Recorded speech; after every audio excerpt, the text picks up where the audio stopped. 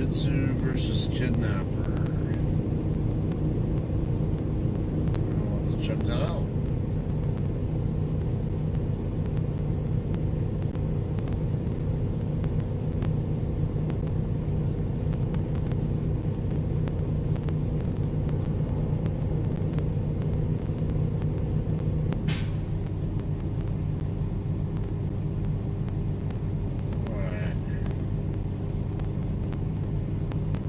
Kingman, Arizona. Gonna stop at my house.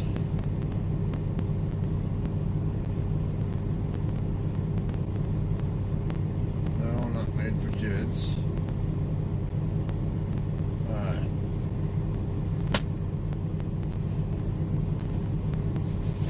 Let's check this.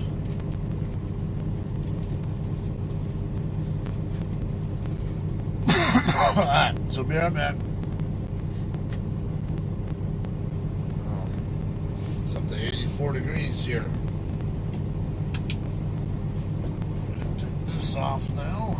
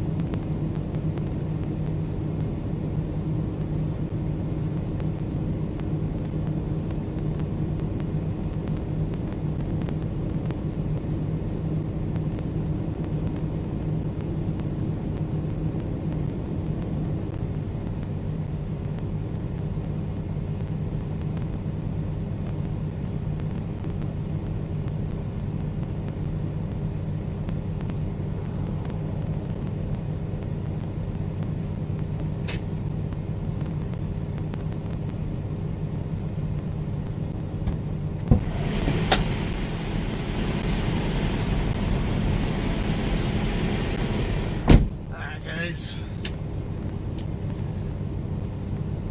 Hi, I'm back. To roll. Let me put this back on. I want to make sure I preserve the footage for the backing I did here, so I can have backing video, more backing videos to give you guys.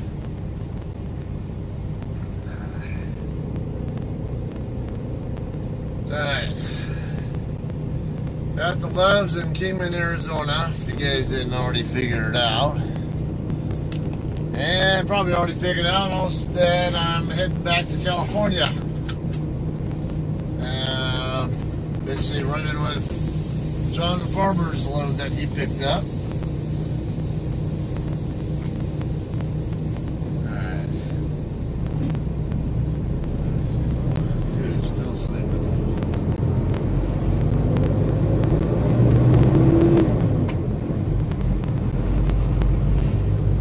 I would not want to be a hotshot driver. Well, I thought a lot of times hotshot drivers slept in hotels, but I know it's not unusual for, pretty common also for them to sleep in their trucks.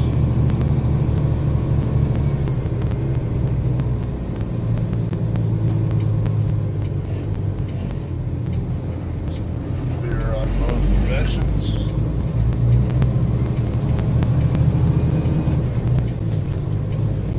Alright, so I already ran a good 400 or so, it looks like, yeah, a little over 400 miles this morning.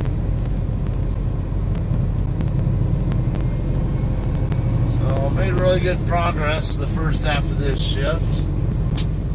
I have about 60 more miles of Arizona to do, and then 190 of California. So, 250 total on this run.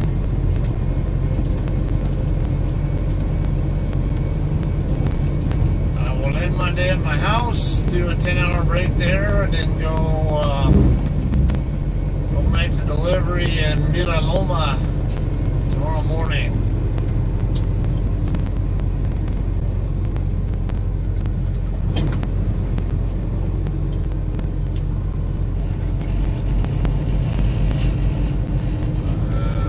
I forget how many hours I recapped tonight, but might not have a lot of hours to work with for a reload anyway. Because I know I'm running on recaps.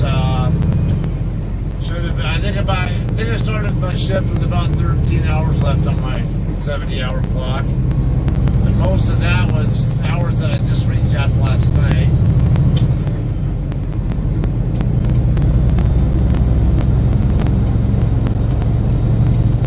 This would make all land ramps downhill like this.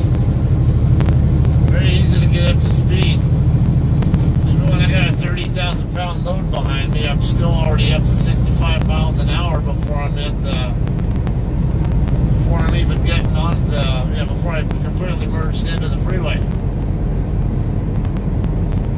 I like it.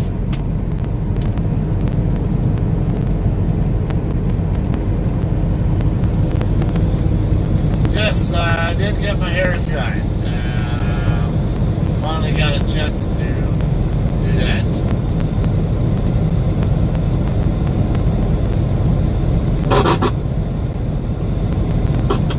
Alright.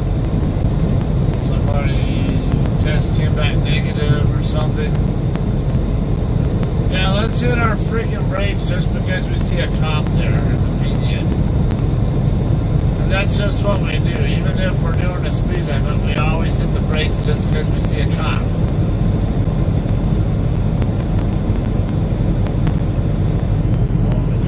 They technically were not going the speed limit because I was going the speed limit. They were still gaining on me. Both of these guys who just passed me right now, you know what I mean, who I was talking about.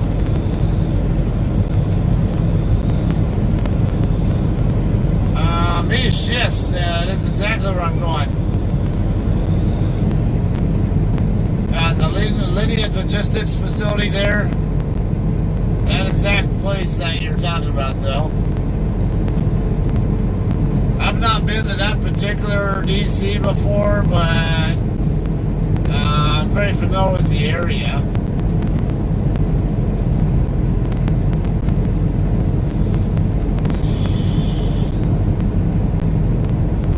In fact, the delivery I just made the other morning, is right up the street from there. If you go up Etiwanda Avenue, a very short distance, and then turn right on Philadelphia Street. Right down there on the left side is where I just delivered to a couple days ago.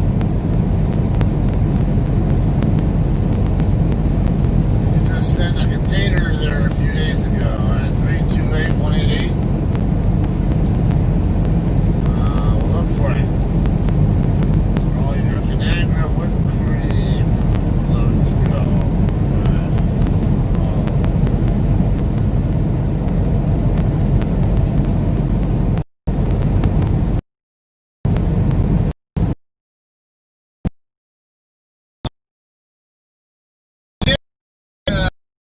Interesting you say that about they just don't pay attention to them. I think I heard on somebody say on Quora, this was a police officer type saying it. The things that they would do, like the people they would focus on their attention on, and why they got so many, I guess. Got so many arrests or whatever. It's because they would always focus on the people who were actually paying attention to them. Like when they pass by, they'd stare at them or wave or just any kind of general nervousness and like waiting to see if they're going to get followed. Then that's always. A lot of times that's a sign of somebody who has something to hide and they don't want to be lit up.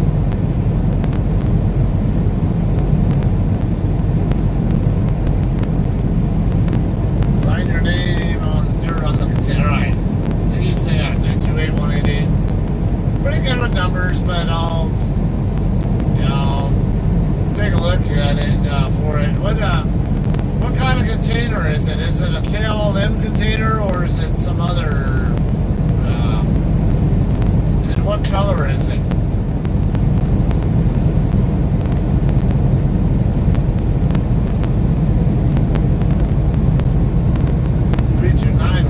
All right. Got a JCT over here in Flying J lot. I can't read the number though. Far away.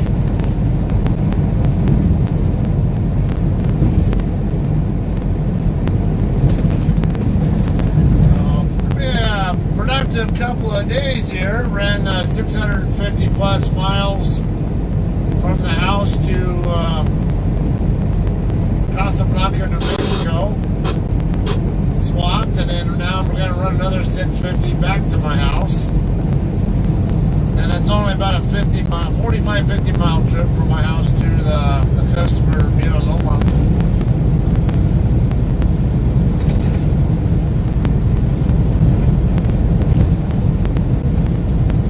These roads are rough.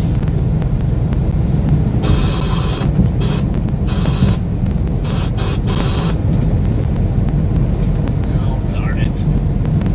Another truck catching up to me when I'm catching up with Swift. I gotta wait on this truck. There's someone pulling double pumps. Can't read who it is. Looks like Estes. American something transport pulling Estes doubles.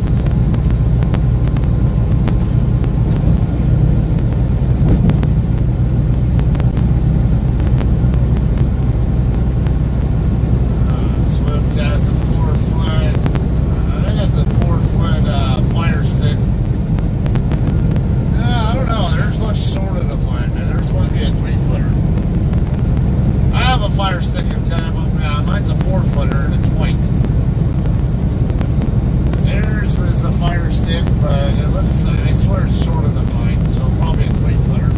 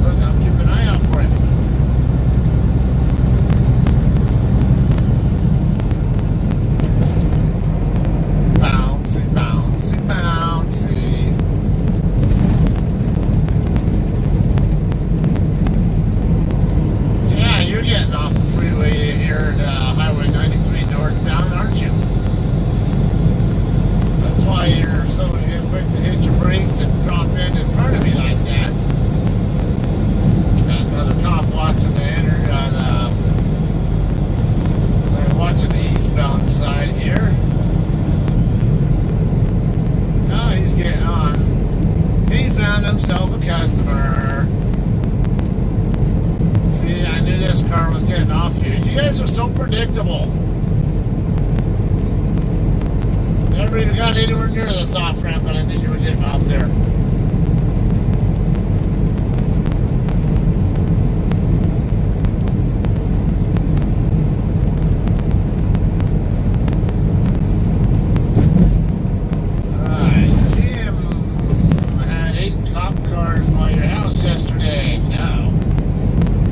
Get off the drugs, Jim.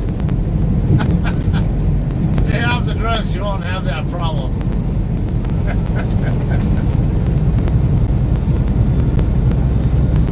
Walk the road a little.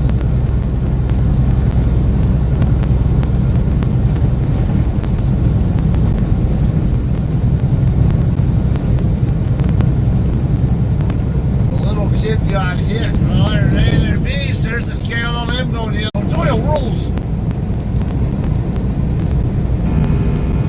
Oil rules. Oil rules. You know when they're going over the cliff because they slid on a banana?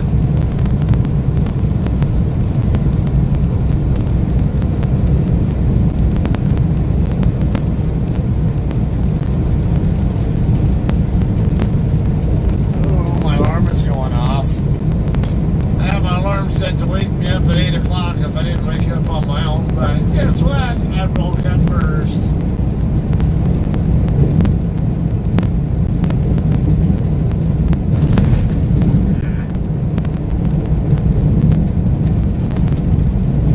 And near Beaver Grove, people wondering, I must have missed something there.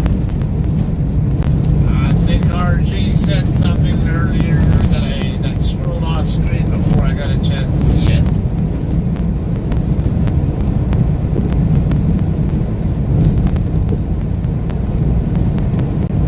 Look at the shock battles, yeah. Give me a kidney belt. You kind of need one when you're driving on the interstates here in Arizona, particularly here between Kingman and Yucca. Or Kingman, well, even between Kingman and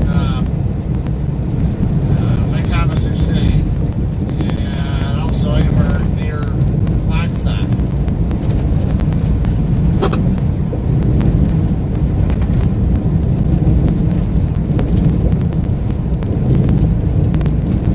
Just get the sun in my back as well. It's kind of more like right to the left of me right now, but that's because the road does what Terry wonders about, which is why does I-40 curve to the south and then go back to go west and then back to the north before it gets into Needles? That is a good question. I don't know the answer to that. Because it is a really good, things that make you go, It would have made the most sense to go straight, but actually thinking about this, we could probably see the answer to the question right here in front of me, and that would be we got terrain over here. We got the kind of I don't know, I'd call that a mesa.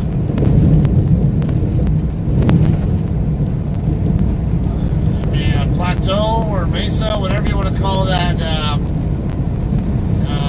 That terrain up ahead to the right. That is most likely why it curves to the south and goes back up to the north. And it was cheaper to just probably build the freeway right here on the valley floor and go around the terrain than it was to go over or whatever through that terrain.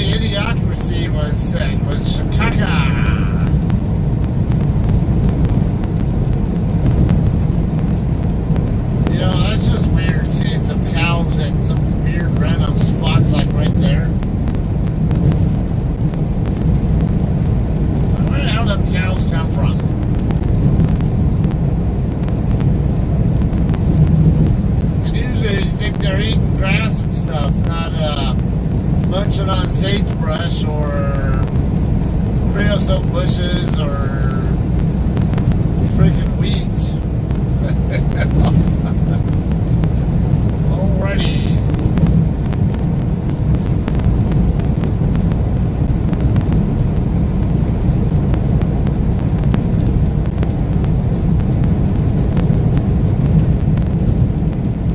Morning, Terry. Yeah, that's exactly what it is. It's just going around this butte or plateau or mesa, whatever you want to call this terrain here. I wouldn't call it a mountain, but I guess you can kind of call it one, or a hill. But that is semi-flat on top. I mean, it's kind of a mesa, but I thought mesas were more like smaller formations.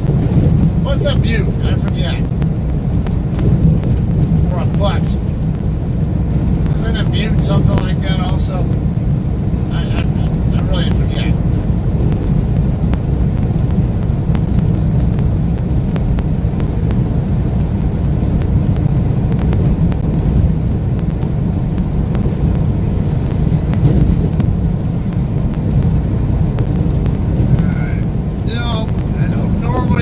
KLOM containers or trailers and stuff on these intermodal trains, at least not in my area. We got another one passing by right now. Looks like it's mostly Chinese containers. CMA, CG, or whatever the company is called. Looks like also APL, I think it says. Yeah, vast majority of them look like they're Chinese containers.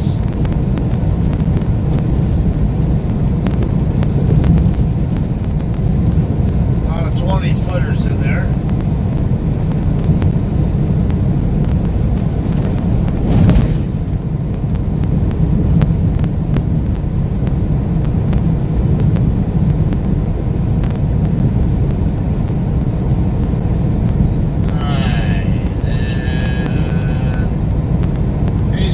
Check that container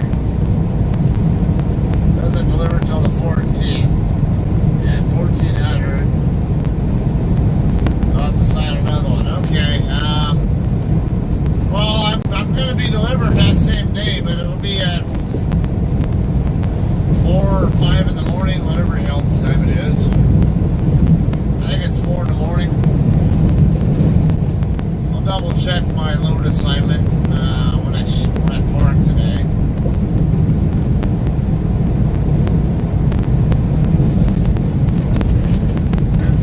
Containers will be mostly domestic. Yeah, those were the ones on that train. Now the cameras were not able to pick it up, but yeah, most of the containers that were on that train that was just going the other way looked like a combination of 20s and perhaps 40s. Yeah, it could have been some 53s, whatever, but that CMA, CGN, or whatever that company, I thought that's a Chinese shipping company, isn't it? And do those come in 53-foot varieties?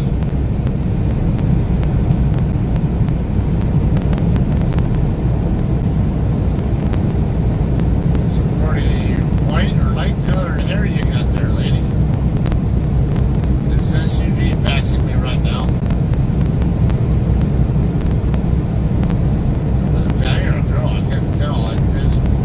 The roof of the vehicle was kind of blocking my vehicle. I guess the fact that I was not able to see the top of them probably answers my question that I was actually a guy, not a girl. Got like beach bum, like bleached blonde hair or white hair or something.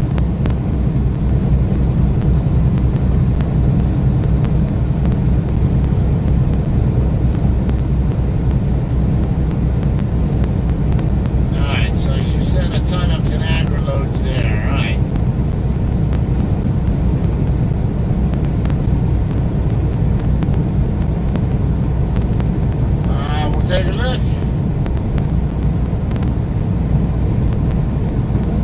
So Cody, what's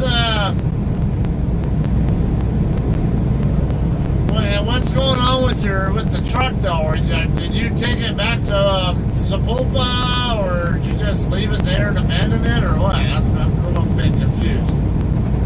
I was under the impression you would be taking something back to Sapulpa, and then you said you had an airline ticket to get back to Salt Lake City with.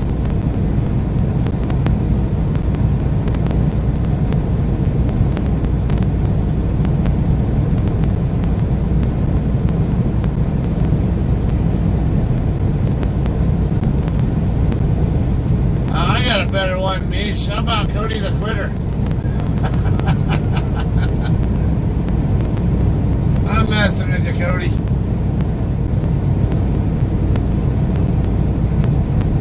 Sense of humor, you can laugh.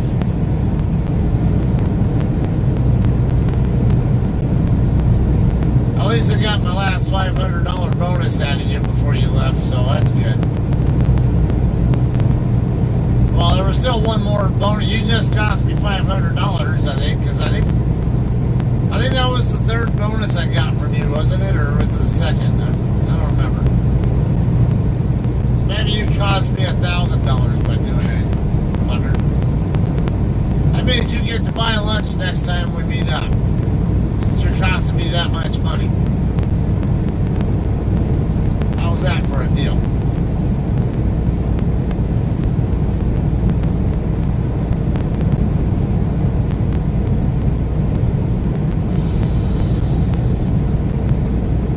Speaking of KLM there, Mish, do they do much in Salt Lake City region?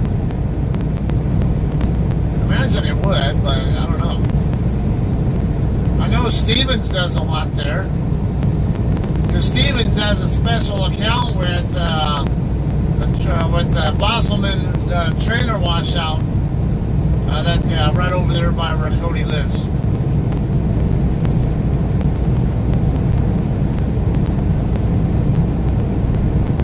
Give you a chance. Told them I quit. Within the hour they had it towed. Wow. Okay. I would have made sure they didn't flag you for abandonment. That was weird. But I thought you were giving them an opportunity to get your load to Sapulpa so you can turn it in the right way, but yeah. So if they do put abandonment on you, you can definitely fight that and let them know. Whoever well, obviously you've already signed on with Super T anyway. But if you have any future situations where you want to change carriers again, do get hit with abandonment, I definitely want to tell them that you took the truck to your place to drop off your stuff, and then you were going to get a load back to the yard to drop the truck off the right way, and they never gave the opportunity.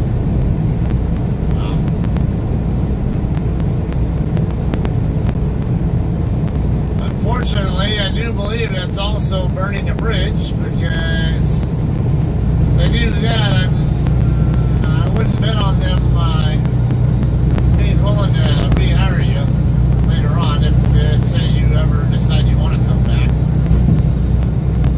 JCT coming the other way. Black Freightliner. 3677. I thought I just saw him not long ago. I think I saw him going into California yesterday or whatever it was.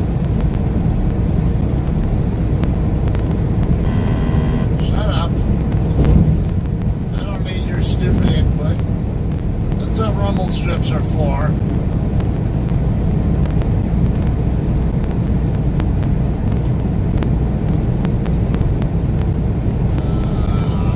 don't see it on that page. It might be on the page I can't see.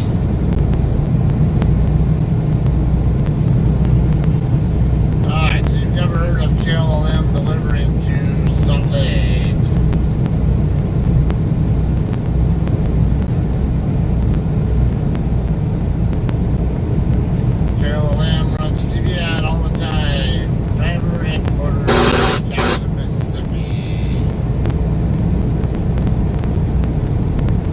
probably was still. I wouldn't be surprised if he's the reason why that happened.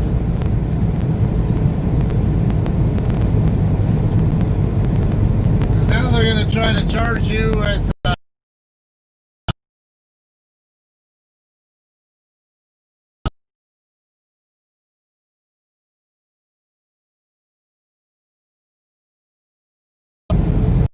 dispute that part if they charge you for the recovery fee.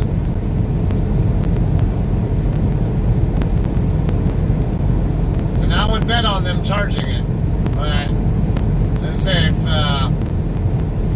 you can fight them on that and say, no, I did not abandon the truck and I was willing to take a load back to Sepulpa so that you can have it back, but stupid DM didn't give you the opportunity to.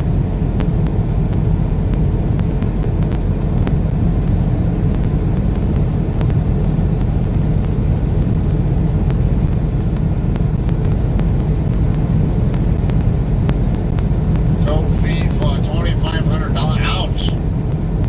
If it's that high, yeah, that's definitely something I would fight.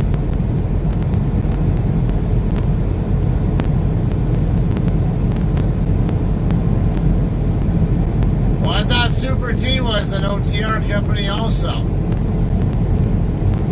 And I thought, well, you're going to be regional, but it's technically, it's kind of OTR. You'll still be driving a sleeper cab, right?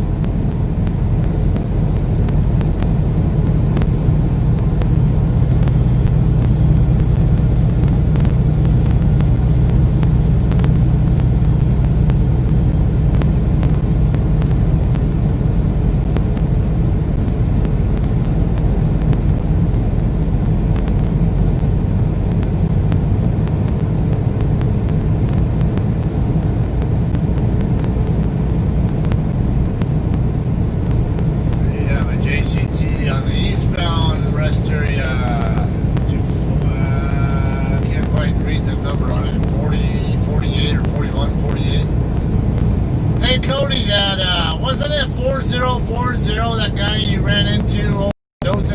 That one who had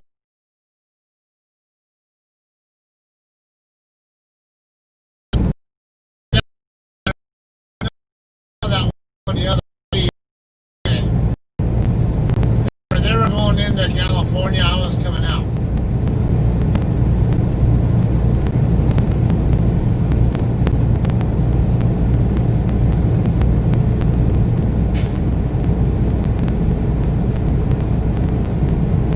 Cheryl.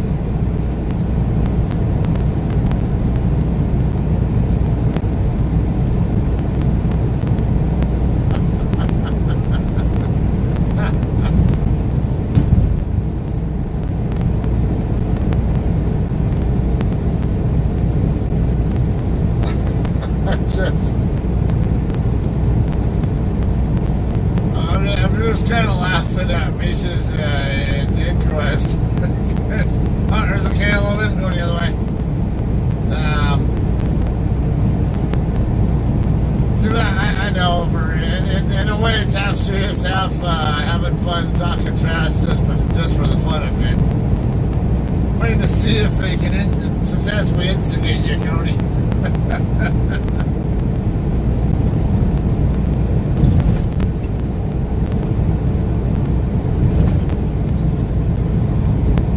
Maybe a little bit thicker skin than someone else in particular. I won't name names here. Jeez.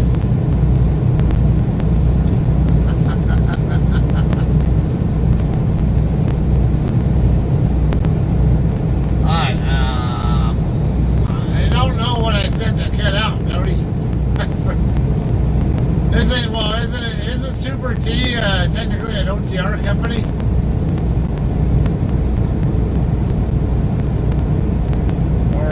Maybe more of a regional or something. I don't know.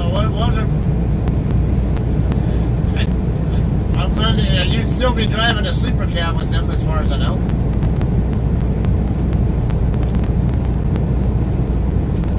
All right, 20 miles. días, de California. Hey, come on. I said reset. Stupid thing. I'm trying to synchronize my trip meter to the mile post and didn't want to reset, and then it took me to the next my D trip, and I wanted to stay on C.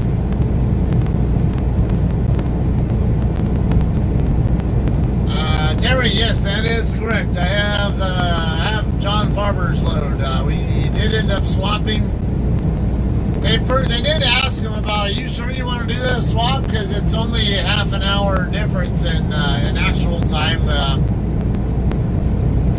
Because this load that I'm under now was due at 4 a.m. Pacific time, and then the load that I gave him is due at 6:30 a.m. Central time. So it's only a half hour different.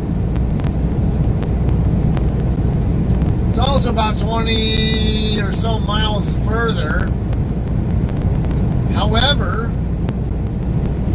the load that I gave, when he goes back the other direction, it's a 730 mile trip for him to get back to Ochalada, and it's about 705, 710 for me to get to Petaluma with this load. Difference is, though, I had terrain to deal with in Arizona, and he has mostly all flat terrain all the way there. He also doesn't have a 55 mile an hour California speed limit to deal with, whereas I do. So, going the way he's going, he can actually run 730 miles in a single shift if it came down to it. And he told him, as long as I can get back to the terminal by 7 p.m. tonight, we'll be good. And I know him. He can. He's very capable. He's one of the guys. He doesn't want to. Doesn't necessarily want to run that hard, but he won't hesitate to run his ass off.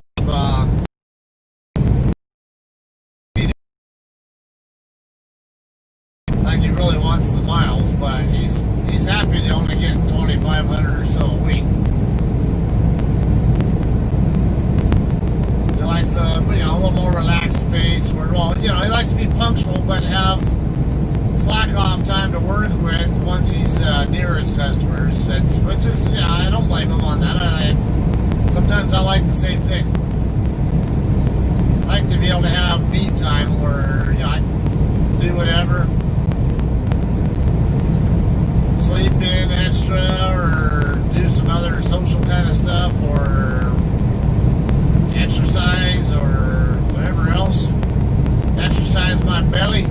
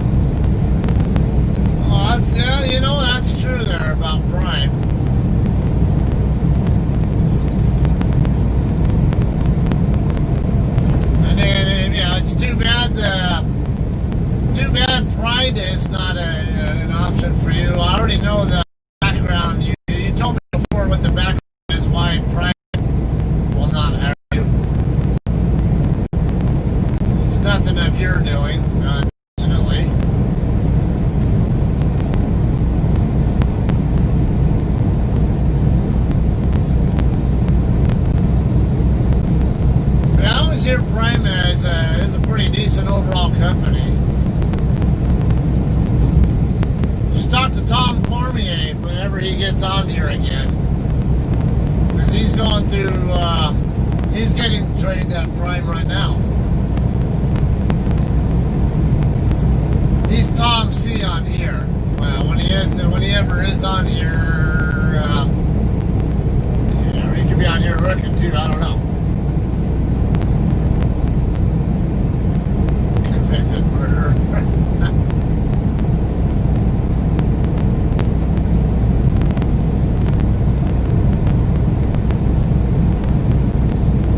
I'll let Cody decide if he wants to hear that business. I know the story, but not really my place to talk about that.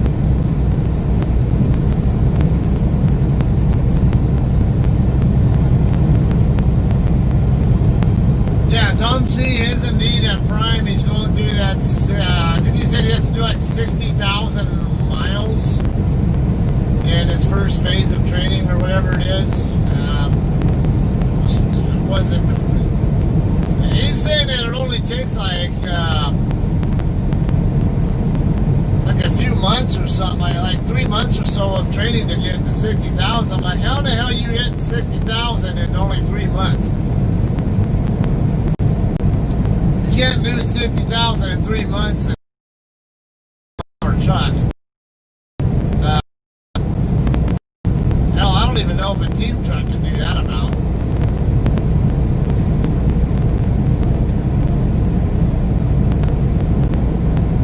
A team truck can do 60,000 miles in about 5 to 6 months. Yeah, about 5 months or so. But a solo driver, no, you can't do it that fast. It's you got to really be spinning the wheels a lot to do it even in 4 months as a solo driver. And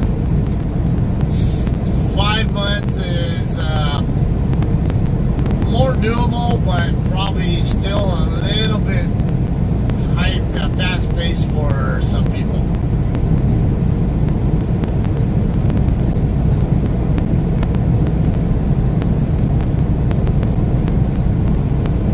These did 31,000 in 6 weeks with their trainer down. That sounds like team miles or something, or because I usually run roughly 12,000 miles a month in this truck. Somewhere around there. Sometimes have a little bit more, but anywhere in upper 11 or maybe low to mid 12,000 or so per month. And I'm one of the top performers in the fleet. I'm not the highest mileage guy around, but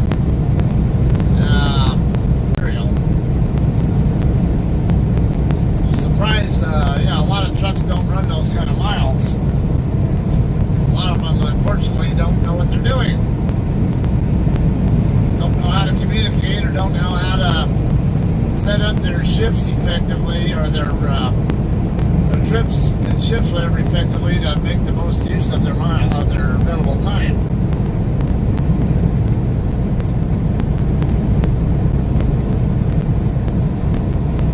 Saw something about Cheryl. About a friend went to Prime and got diagnosed with diabetes, and then they let him go because of the diabetes. That's messed up. I know people who are diabetics who drive trucks. Actually, Cody's a diabetic. I have another friend who drives for Sierra England. He's been with them his whole career, and he's been with them about 8 or 9 years now, something like that. He's got diabetes. So diabetes is not a career killer for trucking, but I don't know what the story is with Prime, why they specifically seem to have a problem with it, if that be the case, or did maybe this guy had a more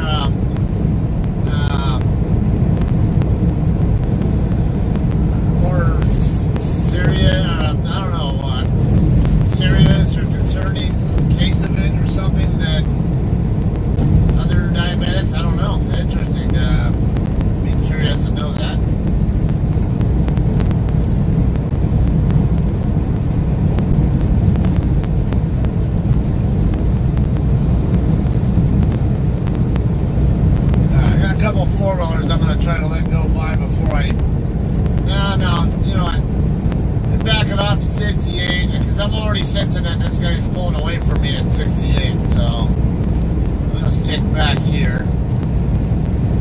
less than 10 miles away from the California line anyway, and I don't. Yeah, I still got 4 hours on my clock to work with. There's no question at all in my mind. No doubt at all, I'll be able to reach my house before my clock expires. Should only take me it should take me over 3 hours to get to the house, but not a hell of a lot over 3 hours from the California line, I mean.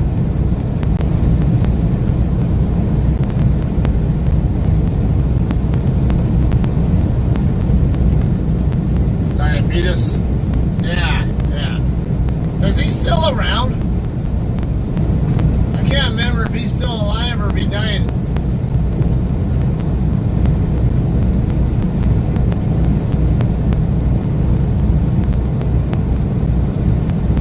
Mish, also diabetic. You have a surplus of diabetes meds. Blood sugar is always 80 to 100, which I think is right in the normal range where you're supposed to be, but I don't know. I don't know a lot about diabetes, so, but I've heard people talk about their blood sugar counts, and I believe that's a very good normal count, if I'm not mistaken.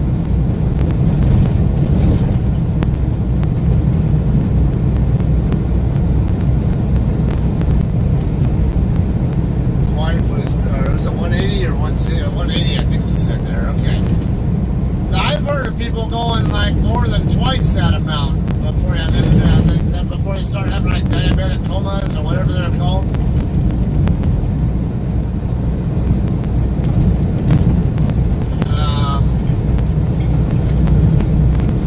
Obviously 180 is on the high side, but are there symptoms that a person would have when their blood sugar is at 180?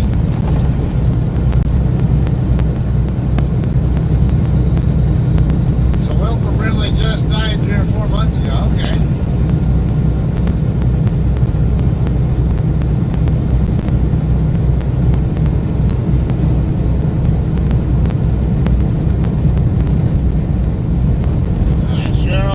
Diabetes runs in your family.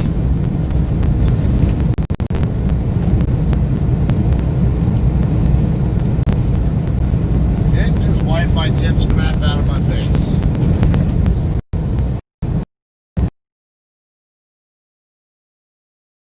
It's great to me. So, I've seen my dad and uncle talk about A1C levels. I'm like, what? Is that like hemoglobin or something like that? What they said? And I'm only parroting what I think I heard. I don't know what that is, and I don't know what it's supposed to be. So you're just trying to get into the Greek woods there with me, Mish.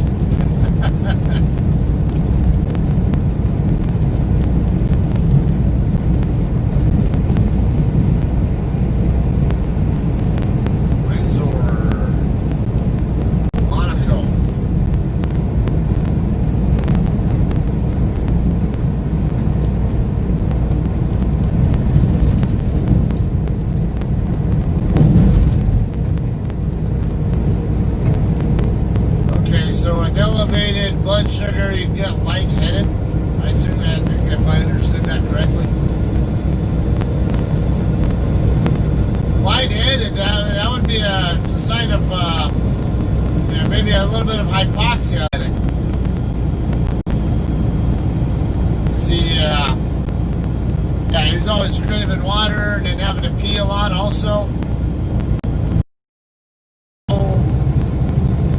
Sounds like diabetes has an oxygen deprivation effect.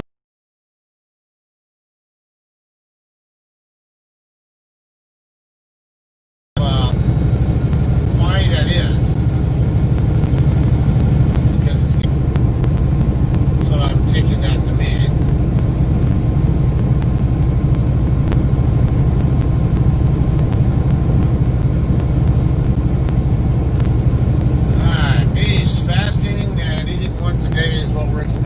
Okay. Probably get information for other people here who might deal with with diabetes.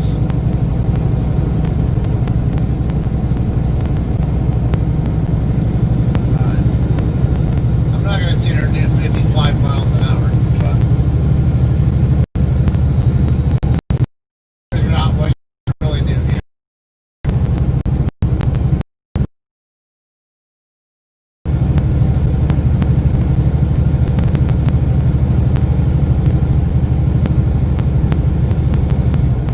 This guy's going to be a nuisance. He's like just a hair slower than what I want to be running. I'm going to have to either back off or pass them up. But I got the way I got the agricultural checkpoint coming up soon, so not in a huge hurry to try to pass them yet. 152.5, fine, so I'm going to go around them. It's starting to irritate me. And I still got about 2.5 miles to go before I get there.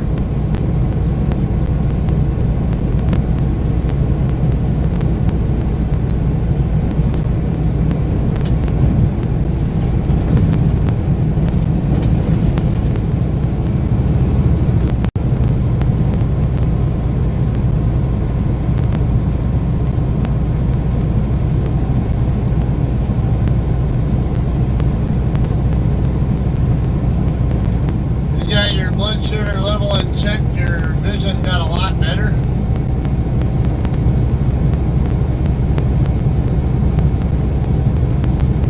Now, with the vision issues, what kind of issues did you have there? I mean, is it blur a lot, or?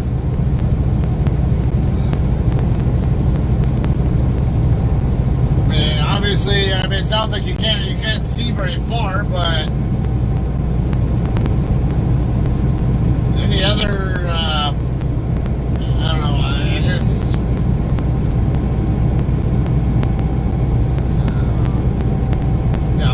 your eyes dry or wet, like overly mucus, or just fuzzy vision, or...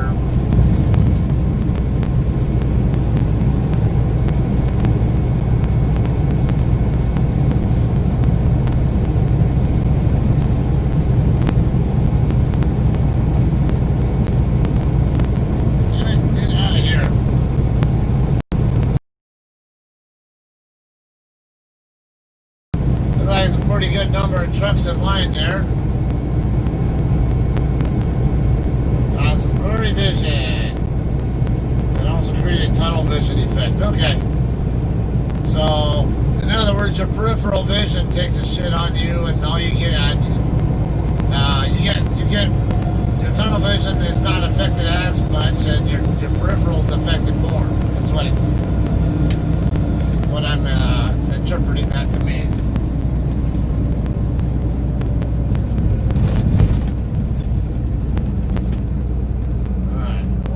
Not making that right four-wheeler lane open for trucks. Sometimes they'll open that right lane over there to trucks, but not playing very nice today.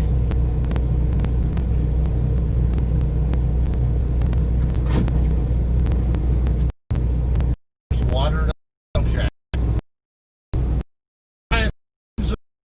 My good, but is blurry and feel like there's too much mucus, and I usually attribute that to not sleeping correctly, like not getting enough sleep or whatever. But it kind of makes me wonder if that's maybe a little telltale sign of something like that.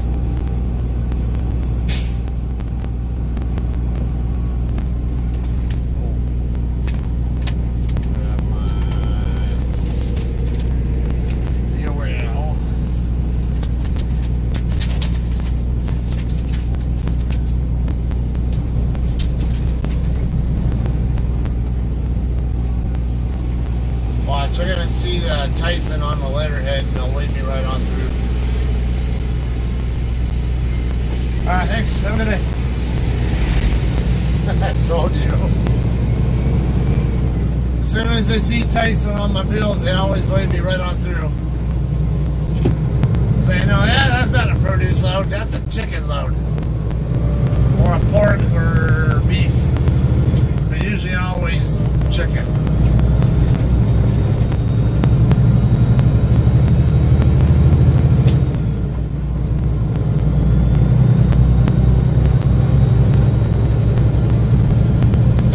Cody, yeah, Cody, you got diabetes too. I'm kind of interested in hearing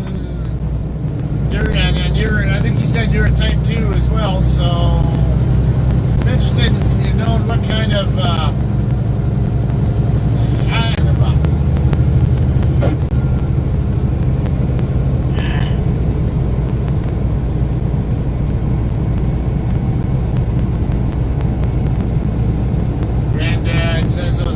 cloudy look around the edges.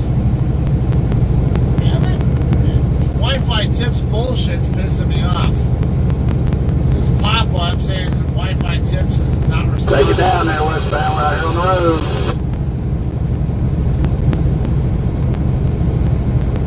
Sounds like there's a chippy in the area.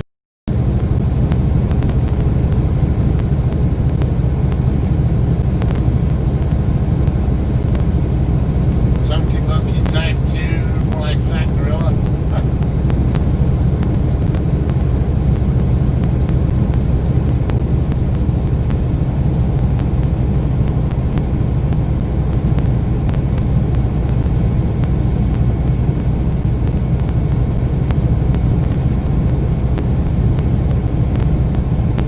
See something on the right shoulder up ahead or something, or what am I seeing?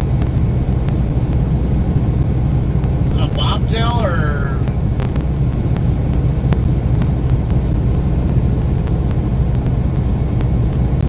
I think that's a bobtail on the shoulder, but I can't tell. Not sure I'm going to be able to get around and move over because I got 3 4-wheelers working away up here.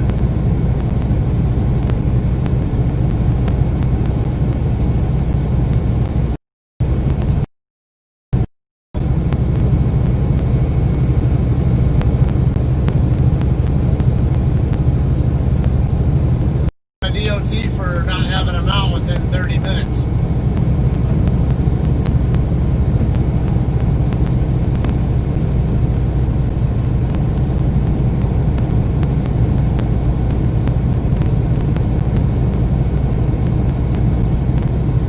What happened to Cody? Did he take off?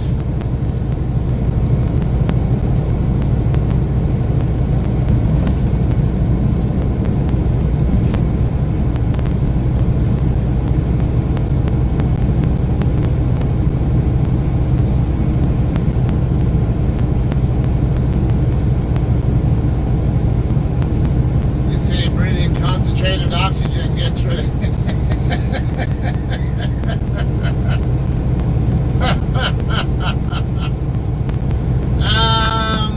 yeah. I will say as an aircraft mechanic that can be confirmed. I might know something about that.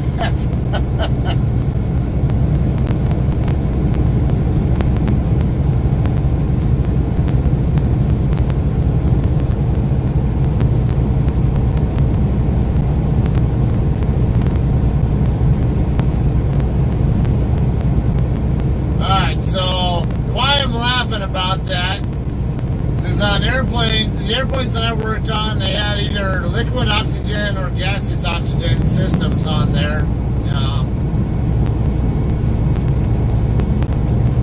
And okay, so it was very common when, let's say, when a flight crew member showed up at the aircraft to fly, or even a crew chief or somebody who showed up to work on the airplane with a hangover. Yeah, that never happens. Sure. One of the common tactics to help get rid of the hangover was to put the oxygen mask on at one of the positions, and then put the oxygen regulator panel for that particular mask in the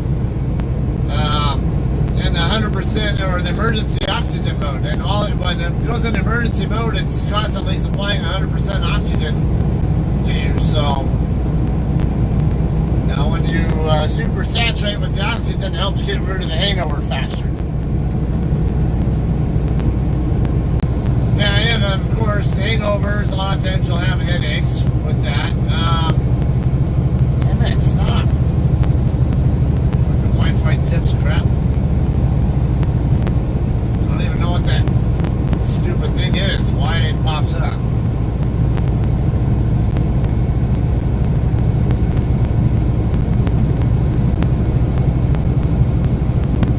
With that trigger, a light-based trigger,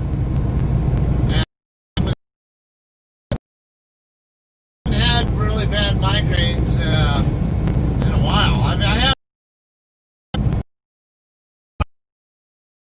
and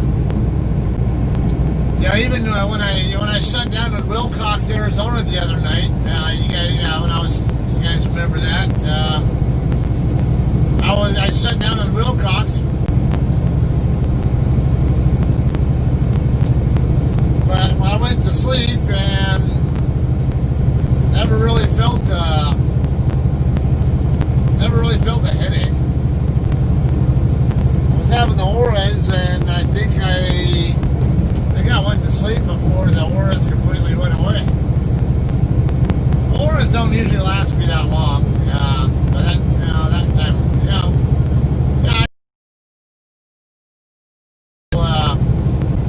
when I have the auras, I'll get like this fuzzy or like a pulsating fuzz kind of in my tunnel vision, but it doesn't affect my peripheral. And then as it progresses, it'll move to where my peripheral vision gets that, and then my tunnel vision comes back. Then it finally gets to where the auras.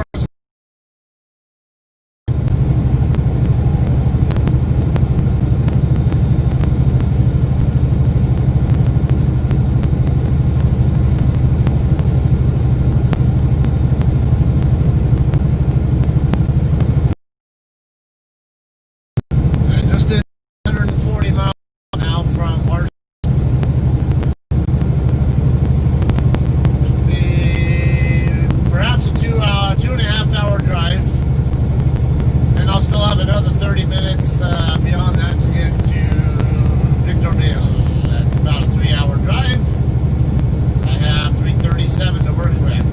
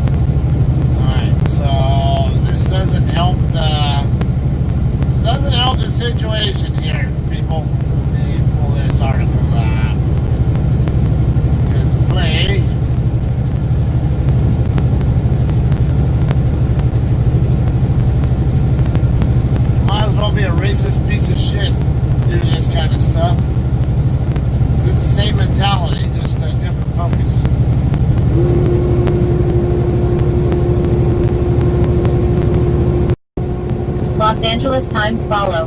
A screen grab from security camera video shows a gunman opening fire without warning. Associated Press. The shooting of 2 Los Angeles County Sheriff's deputies in an apparent ambush prompted a manhunt for the shooter. Reaction from the president and protests outside the hospital where the wounded deputies were being treated Saturday night in California. The 31-year-old female deputy and 24-year-old male deputy both underwent surgery Saturday evening, Sheriff Alex Villanueva said in a late-night news conference. Both graduated from the academy 14 months ago, he said. The deputies were shot while sitting in their patrol car at a metro rail station and were able to radio for help, the sheriff said.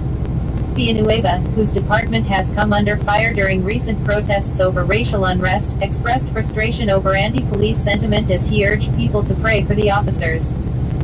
The department shared video of the shooting in a Twitter post showing a person open fire through the passenger side window of the patrol car. The gunman walked up on the deputies and opened fire without warning or provocation, the department stated. The video sparked thousands of reactions, including from President Trump, who responded, "Animals that must be hit hard." Protesters gathered outside the emergency room at the hospital where the injured deputies were being treated. To the protesters blocking the entrance and exit of the hospital emergency room yelling, "We hope they die," referring to 2 LA sheriffs ambushed today in #Compton, "Do not block emergency entries and exits to the hospital," the sheriff's department tweeted. People's lives are at stake when ambulances can't get through. A radio reporter who was near the protest scene was taken into custody, KABC TV reported. It wasn't immediately clear why she was detained. Capt. Kent Wegener said officers were blanketing the area in search of a suspect seen on the video opening fire with a pistol. "We have a very, very generic description," he said. The incident happened around 7 p.m. a short distance from the Compton Sheriff's Station. Copyright 1881-2020. Los Angeles Times. Used with permission. No, that's bullshit. Blocking emergency room entrance so the 2 cops who got shot in a bullshit chicken shit way can't get the emergency medical help they need. They should be charged with attempted murder for that. Even if they didn't actually commit it, cause the trauma, intentionally blocking the medics from getting the cops into the emergency room to get treated. Yeah, it's still aiding and abetting the felon.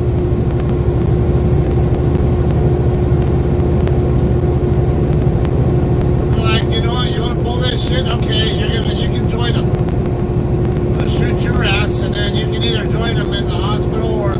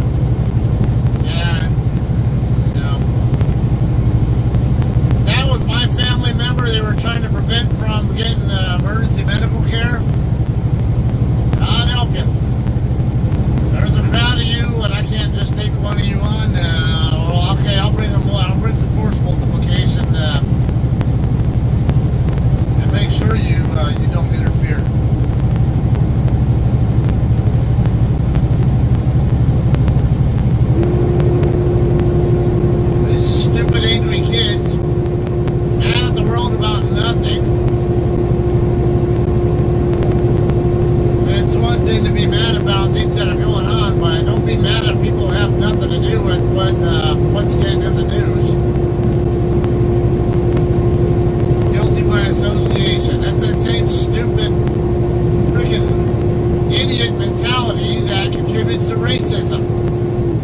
Oh, all black people are like this, so they all suck and they're all N-words and stuff. And then black people, some of them go in the same direction, same thing, get back at whites. Don't know how to judge people by their individual prison merits or whatever. Everybody in the group has to be this way or that way just because everybody they know or dealt with is in that group is the same way. No, it doesn't work that way, people. You gotta get rid of your delusional bullshit.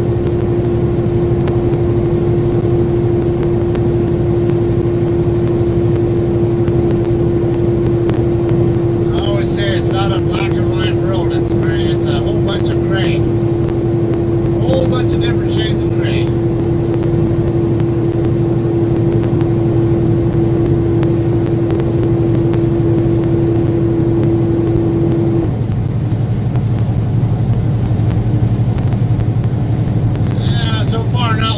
Speed here. Still doing 56 right now, or really it's 55 because of my speedometer actually reads about a mile an hour faster than my actual speed usually.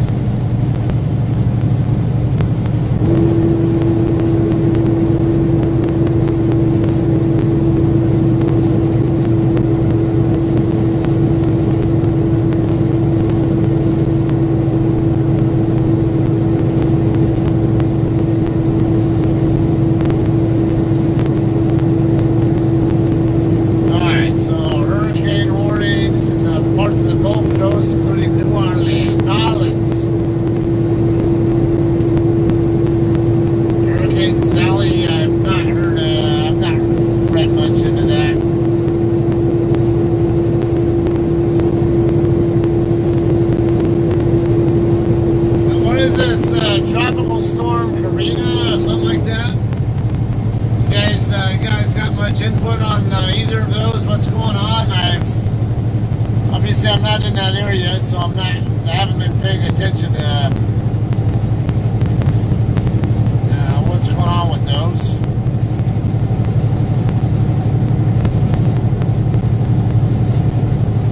Damn, Dodgers had to lose to the freaking Astros.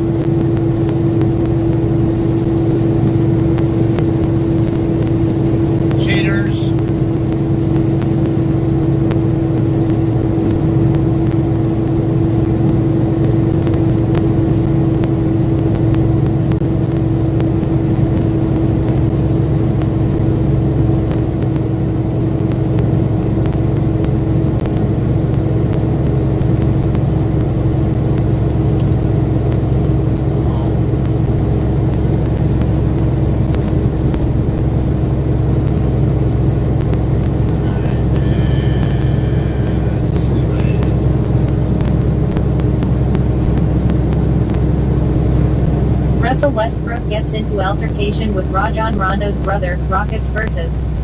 Lakers Game 5 YouTube. About press copyright contact us creators advertise developers terms privacy policy and safety how YouTube works test new features.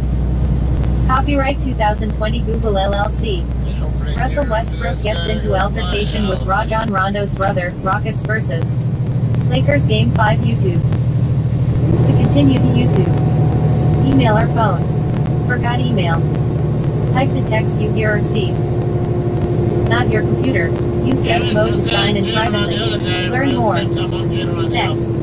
Create account. Help.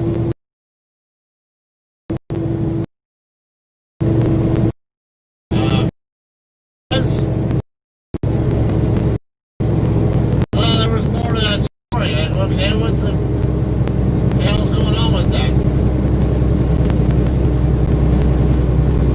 I hardly follow basketball anymore. I used to be like a really avid Lakers fan and always watch Laker games, but it's been a while since I watched.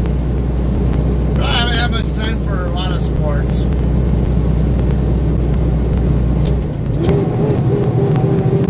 Damn it. Wasn't expecting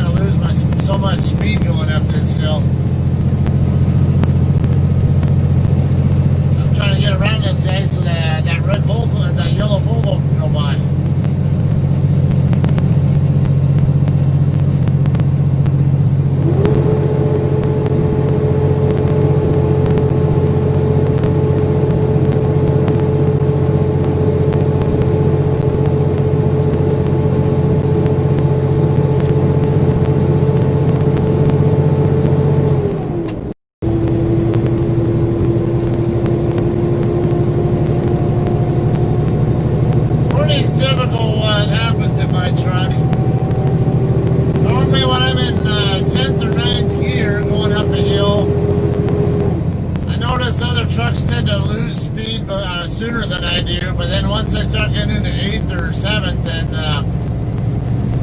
then I slow down more than they do.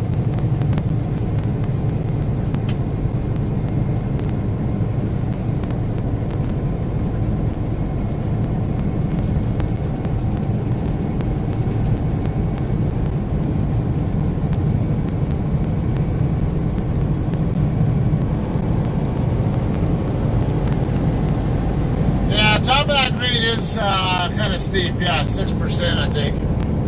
It's not very much, 6% there. But the way I was climbing the lower and mid part of it, evidently faster than those guys, I was under the impression that I would outclimb them, but then of course, what do you know, when it gets down, as I got down into the mid-30s on my speed.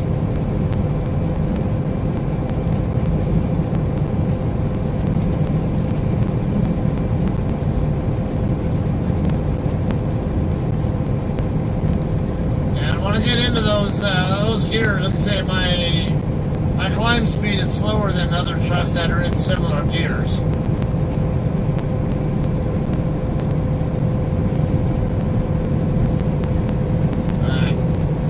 Ninth and 10th, I think I have a little. I don't lose speed as quickly as other trucks do, though, on the high end of the gear range.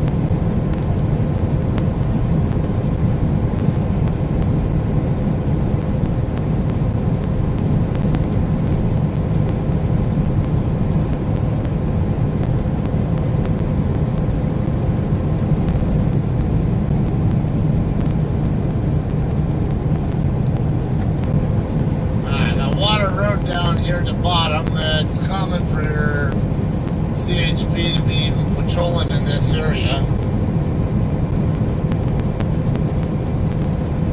And I gotta mind the P's and Q's in this area a little bit.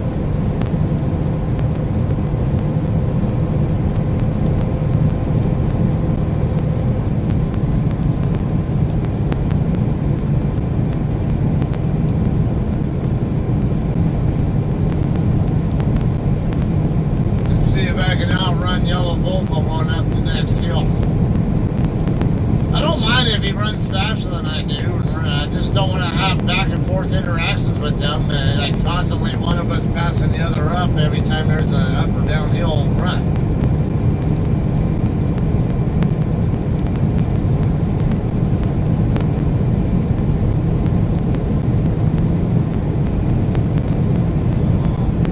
Go with the flow for now until we're through the hills, and then I go back about what I want to be, my probably a little more relaxed pace than he wants to run.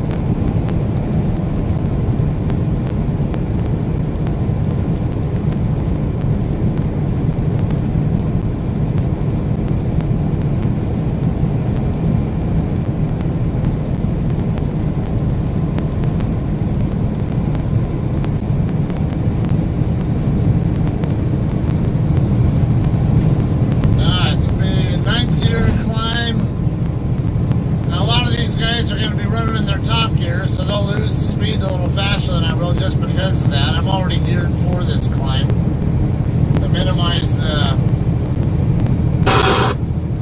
momentum loss.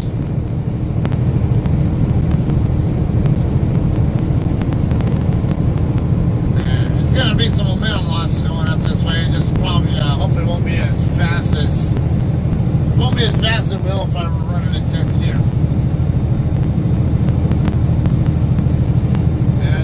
Yellow Volvo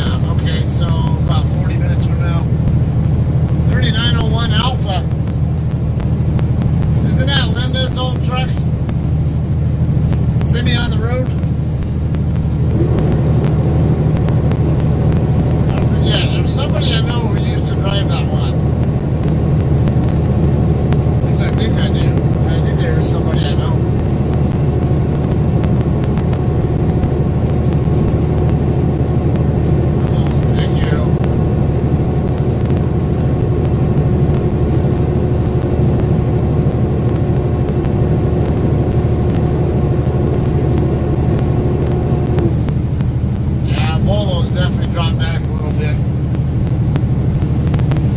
I mean, he's not that far off my pace, but he's definitely not keeping up with me going up this grade.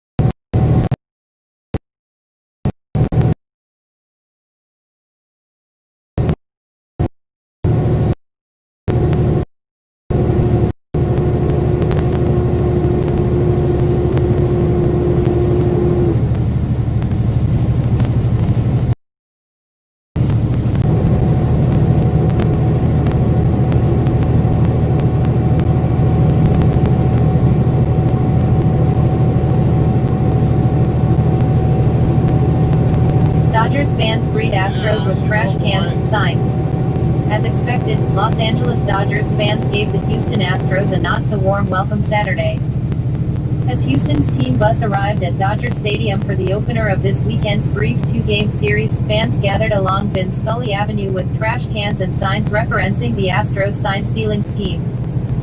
At Dodger Stadium to greet the Astros. I love Los Angeles. pic.twitter.com/Daruapis. Michael Martinez, at Mike Martinez EDC, September 12, 2020. The Dodgers were greatly impacted by the scheme that was revealed by former Astros pitcher Mike Fiers and confirmed by a Major League Baseball investigation.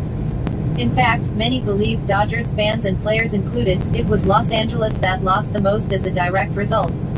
After all, it was the Dodgers who fell to Houston in the 2017 World Series when the sign stealing was reportedly at its height. Dodgers players have been outspoken about the scandal since the news first broke. Dodgers fans have been too. Though until Saturday, that had been limited to sports talk radio and social media. This was their first opportunity to air out their frustrations with Astros players in the same area code. Though the fans won't be allowed to attend Saturday's game, they made sure their message was delivered.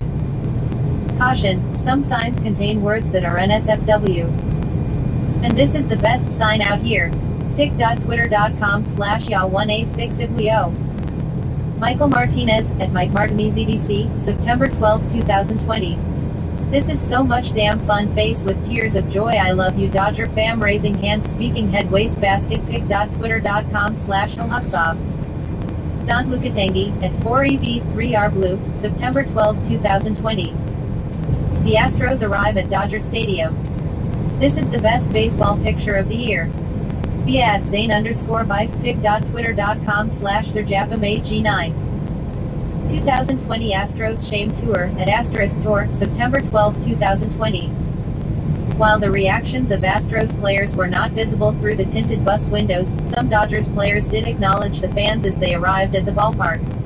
One fan wrote that Clayton Kershaw waved out his window to those bearing signs.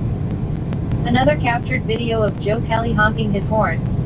Joe Kelly just pulled up outside Dodger Stadium in his black Porsche and honked for the entire anti-Astros crowd. Legend. Be at the Munson. pic.twitter.com/HD38Dito5SH. 2020 Astros Shame Tour, at *Tour, September 12, 2020. Kelly was involved in an altercation with the Astros earlier this season after throwing a pitch behind Bregman and Kelly has since been honored in Los Angeles with a pouty face mural depicting the facial gesture that set off the bench-clearing altercation. Joe Kelly, at his own mural, making the face. Be at Never1959, pic.twitter.com/YJGroup. 2020 Astros Shame Tour, at *Tour, September 11, 2020. Needless to say, it has already been a wild day at Dodger Stadium. We can't imagine how much crazier it would have been if fans were allowed in the stands. More from Yahoo Sports. Goodwill, Clippers fail to close out Nuggets in familiar fashion. Tatum's 29 and 12 help Celtics eliminate Raptors in Game 7. Brady's Bucks vs. Breeze and Saints is Week 1's top matchup. Watch Fantasy Football Live Sunday at 11:30 a.m. ET.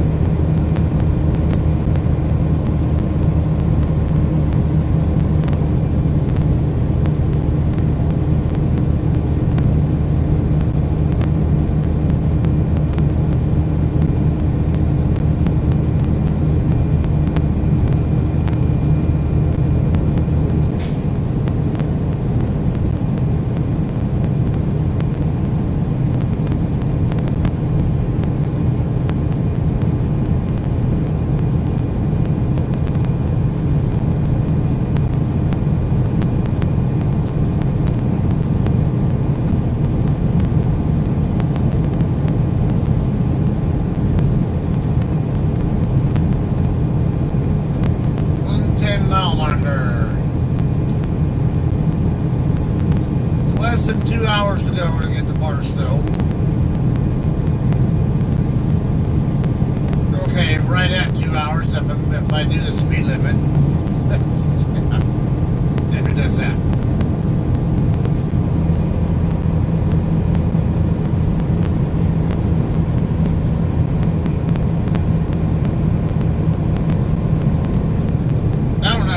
Doing it. I just don't want to be getting passed by literally everybody, every other truck on the road. I don't. But I'd rather be doing going with the flow of traffic.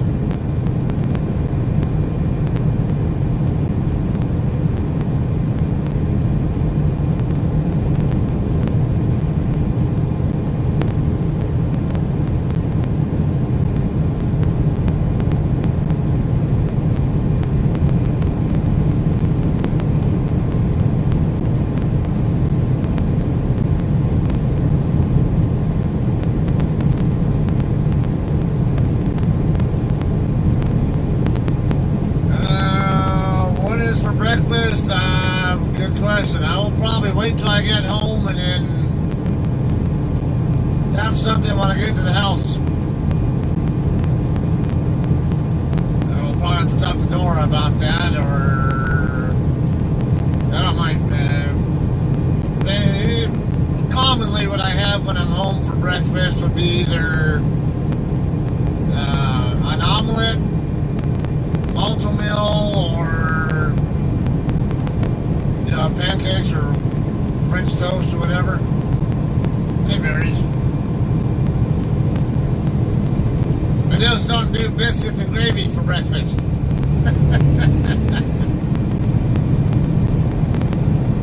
I like biscuits, I like gravy. It's just like I said, it's just kind of a weird combination together for me. And it's not usually what I have in mind when I want to have breakfast.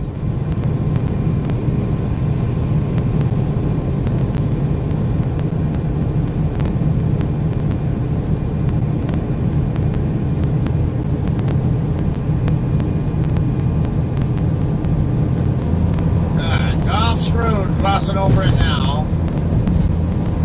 Hopefully this motorcycle's paying attention. Yeah, I'm sure he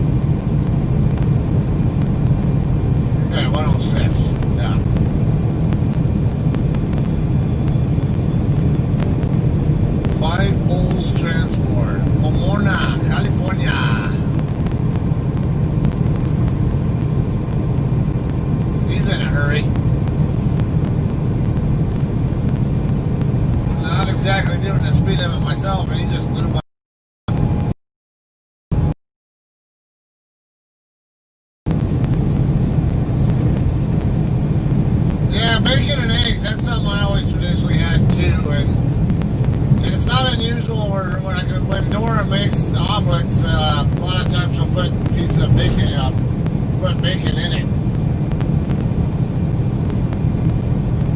Although I tend to like ham in omelets. I like a variety of stuff in omelets. No, so I'll put some stuff in omelets that I won't normally do on its own.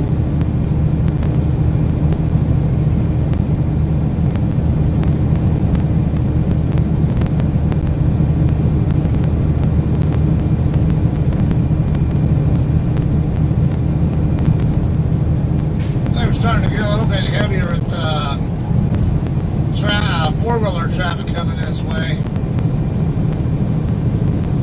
Probably people taking and making their way home from Laughlin and Bullhead City area or wherever they're coming from. But I don't see much going on here as far as people pulling boats and other watercraft are concerned.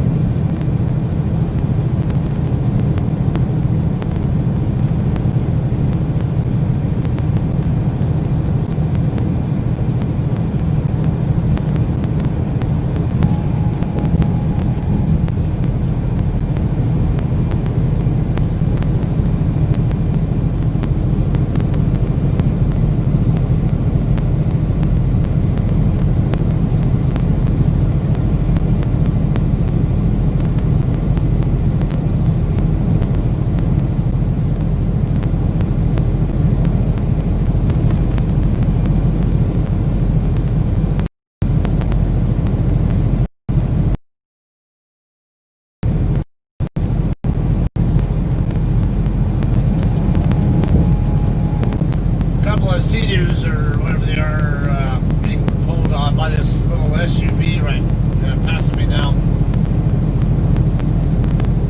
Yamaha.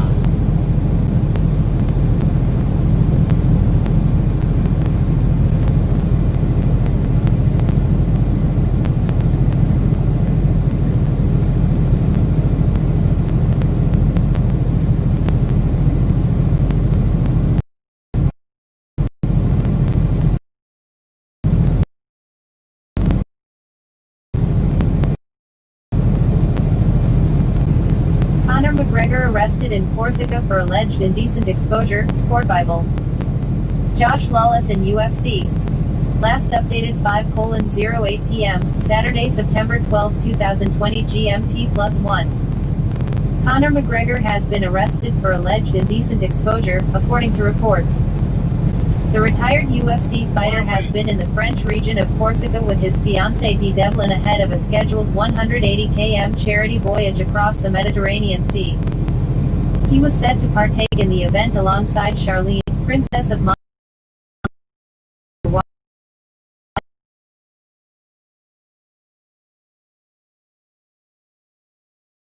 for acts that could be described as attempted sexual assault and sexual exhibition.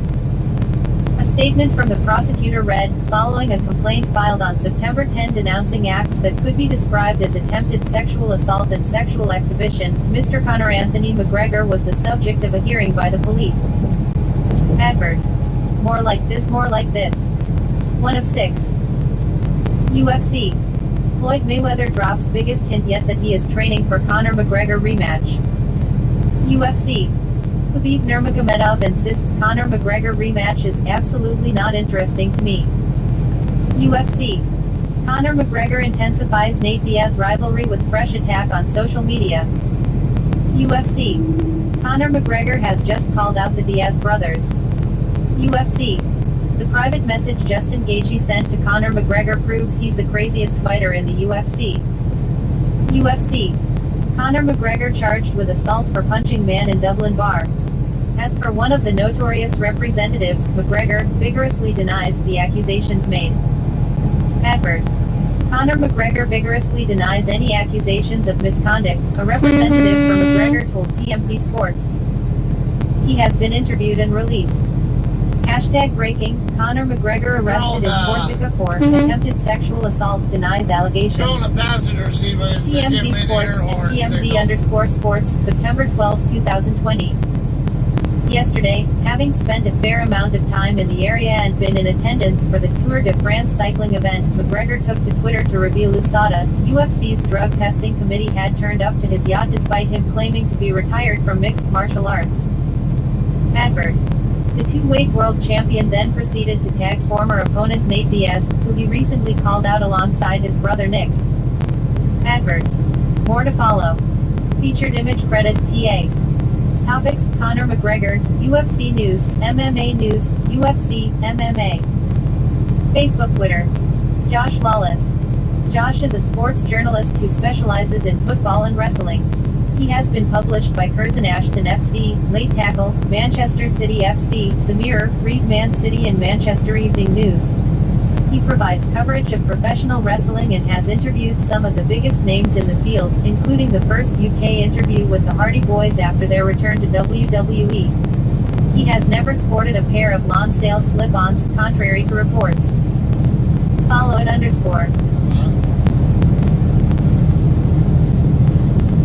So I have to wonder how much of an impact alcohol could have had on that happening, if assuming that is what happened. There's a lot of cases where people won't do that when they're sober, but when they get stupid and drunk or high on some kind of drug, then yeah, you never know.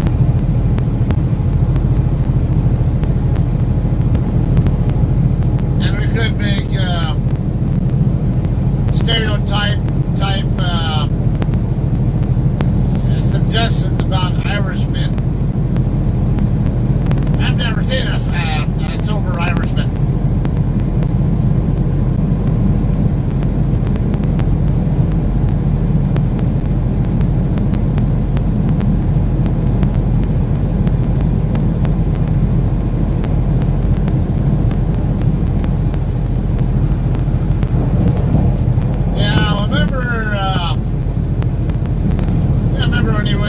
When he was a coach on The Ultimate Fighter or whatever, he didn't seem really egocentric, narcissistic, whatever.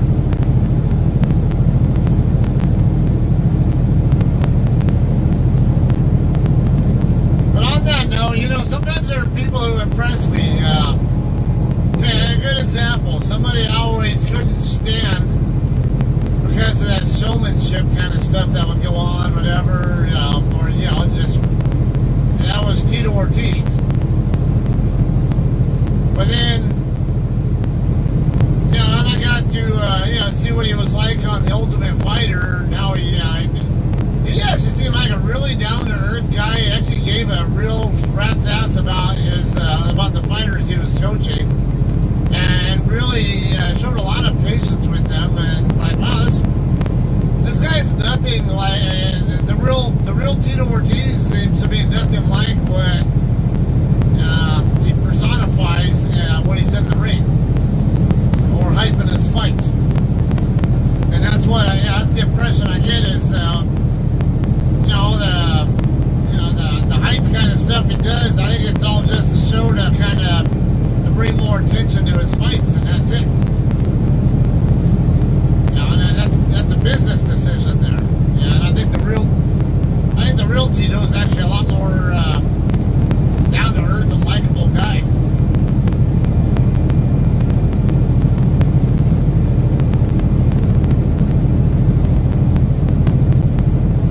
Now Tito actually was a wrestler at Cal State Bakersfield. Same college my nephew went to. My nephew also went there on a wrestling scholarship. Unfortunately, an incident that happened there that my nephew was involved with kind of forced my sister and her husband to get him out of there, to get him away from the situation, because it was, we'll just say, not safe, or they had concerns about his safety.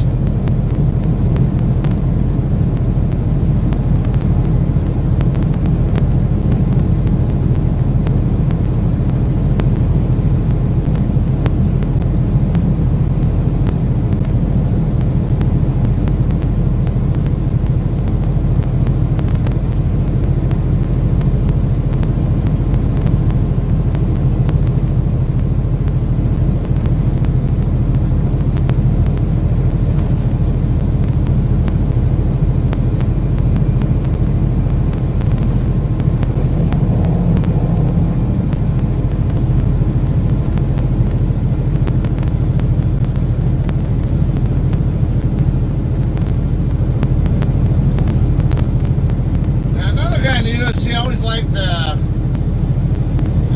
watch and actually listen to. Also, he's a very intelligent man. That's Frank Mir. He's down to earth guy, very articulate, and intelligent guy.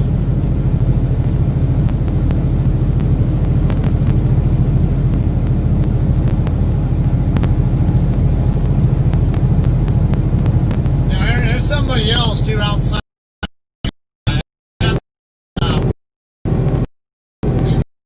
With the same impressions. Now I always thought he was an asshole and stuff.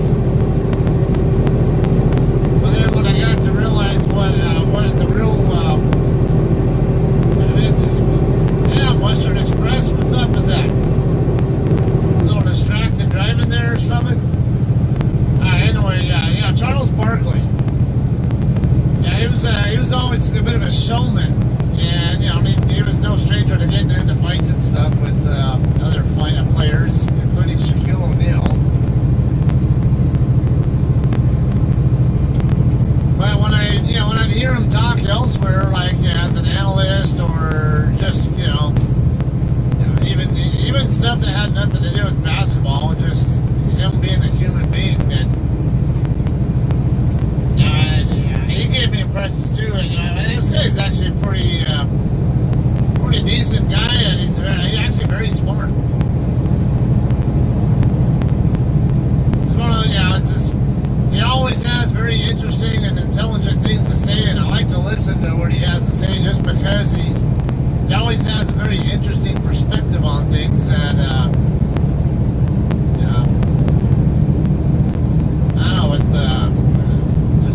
so many kind of persona he had, and as a player, I guess I didn't really expect that.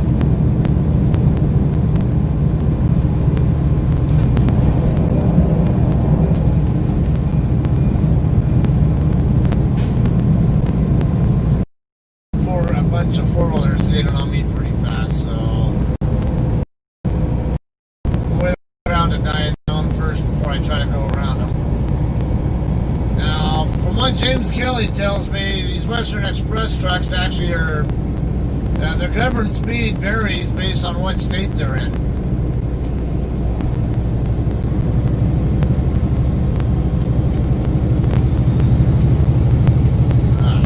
Coming over.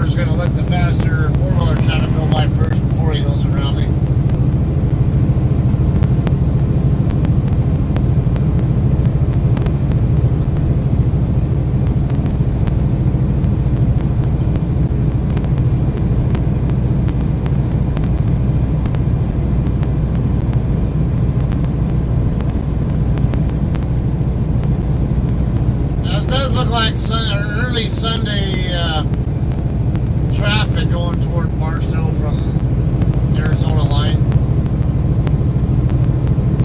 It'll get heavier later this evening, I think. Or that's what usually happens. It'll keep moving just fine. It'll definitely get heavy.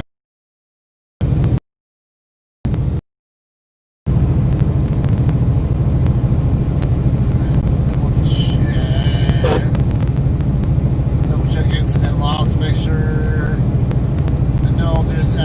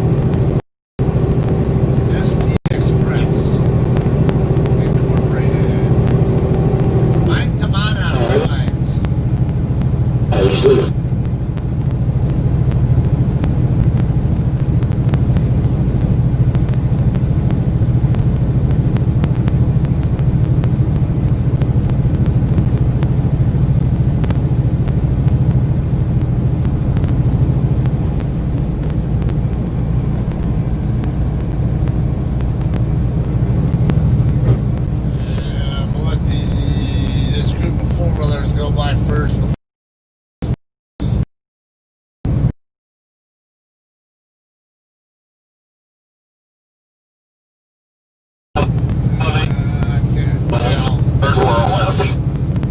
tell.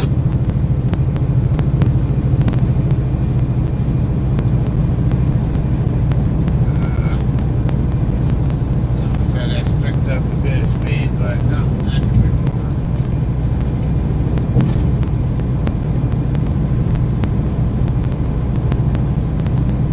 Can't tell if that's Average Express or Holland or somebody else back there. Oh, come on, FedEx. And then this ST driver is slowing down. Why? So here we have on the right shoulder on the other side. I think that's a four-wheeler, a regular four-wheeler.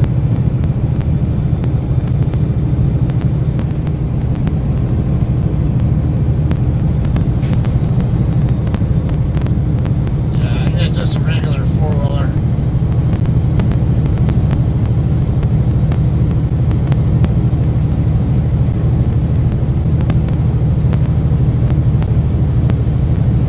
Are you slowing down, ST? Against the hill? You look like you were trying to slow down before you even got to the uphill grade.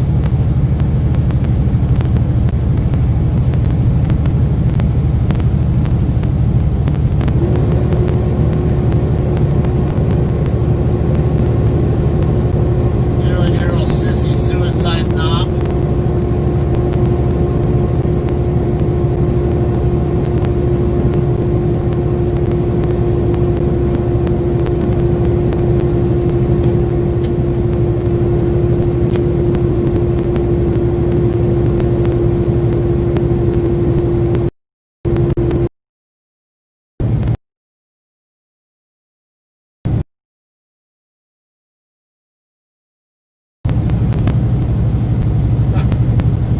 Do you think UFC is fake?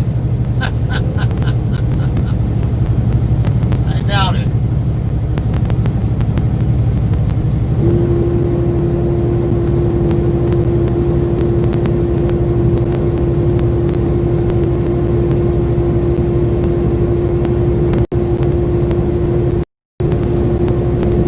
I don't think it's fake, but I think they have maybe a little bit too structured. And I actually got bored of UFC because too many fights were going the distance, and it's too much defense and not enough offense.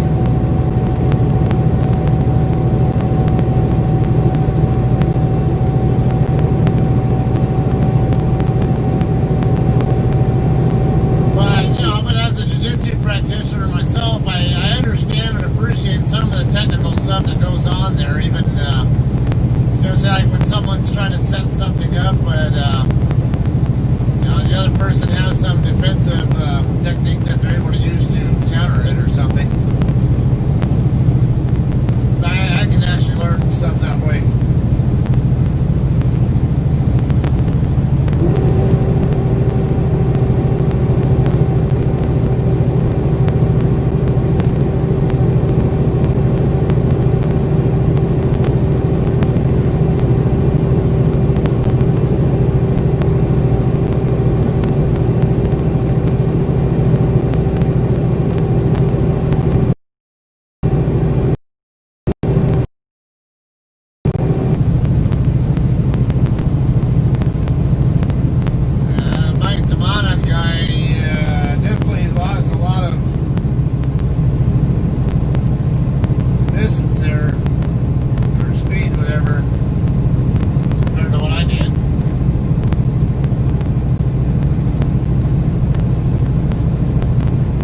Back up when we come back down. I've got Kilbaker Road coming up here on the other side of this hill. Probably catch back up to me on the way down, or once we get to the flat area on the other side.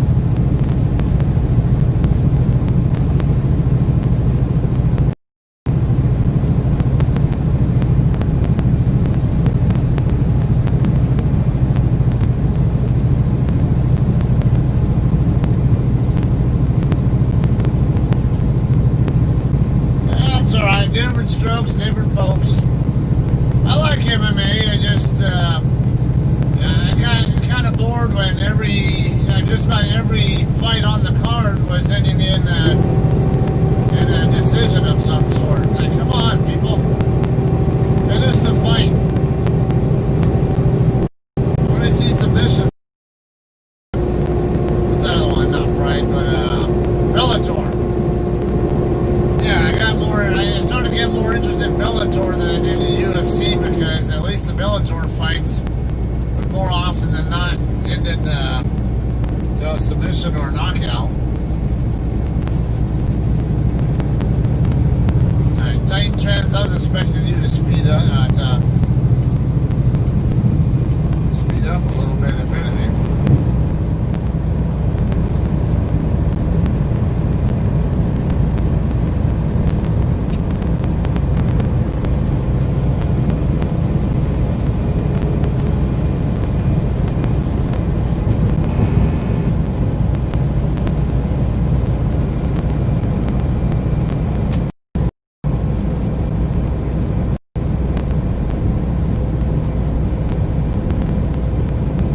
Earlier when who was it? One of you guys, was it RG or you, Jim? I think it was RG, talking about he doesn't like football, but you do. Yeah. All to each our own. Yeah, we all have our reasons for liking and not liking stuff. It's all good.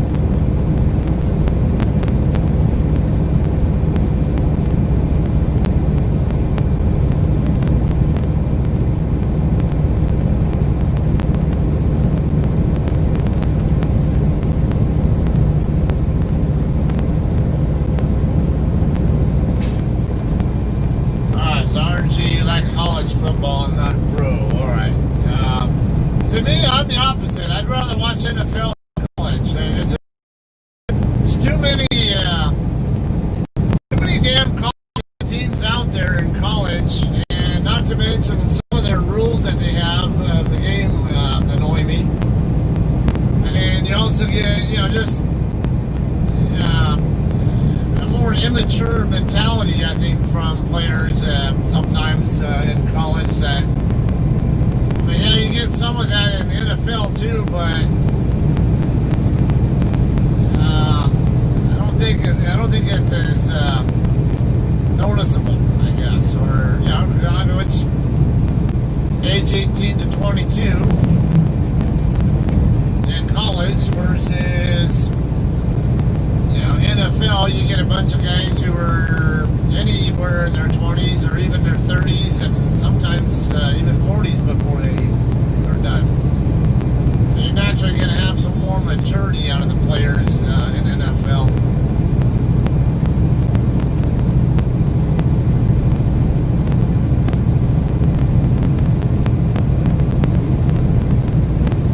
Yeah, if there's any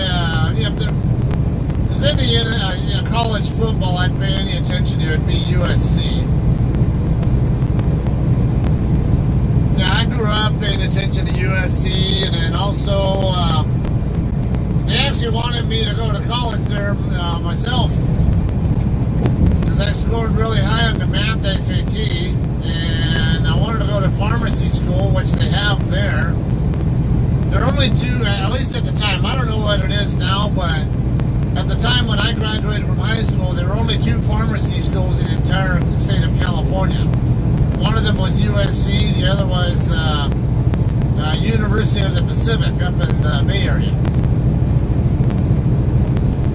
But I didn't have high enough overall SAT score or grade point average to qualify for scholarships and all that. And so USC wasn't really a very good option for me based on that, but they had the program that I wanted.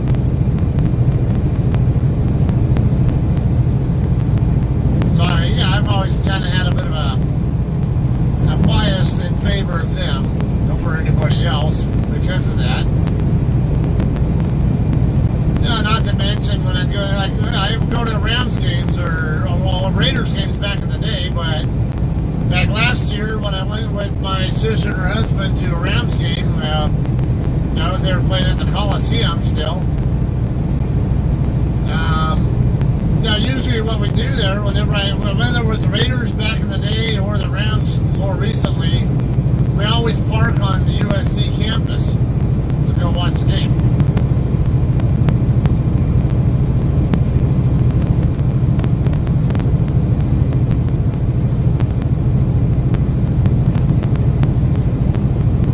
Now man driving with his foot in the window, texting on his phone, right down the shoulder of the road. What a deal.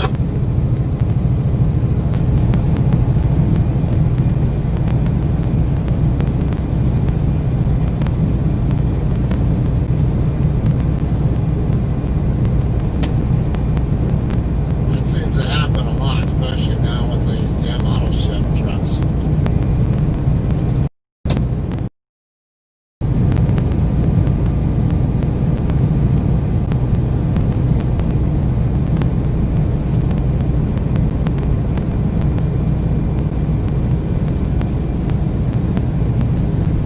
Alright.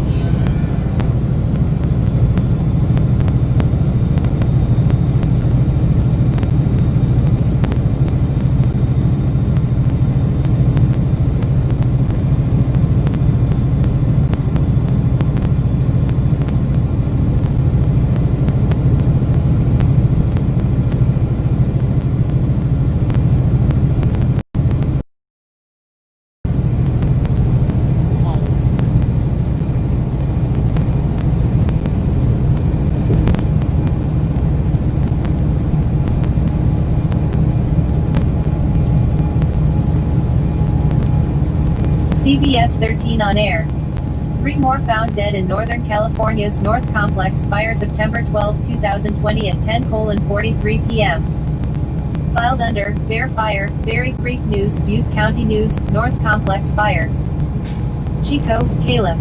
AP, CBS 13. Search and rescue workers found 3 more bodies in the rubble of the North Complex fire, raising the death toll in that blaze to 12 and total deaths in the state's recent wildfires to 22. Butte County Sheriff Corey Hania announced the additional deaths Saturday but did not provide any details. He said 13 people remain unaccounted for. Related, puppy temporarily named trooper rescued from rubble of deadly Butte County fire.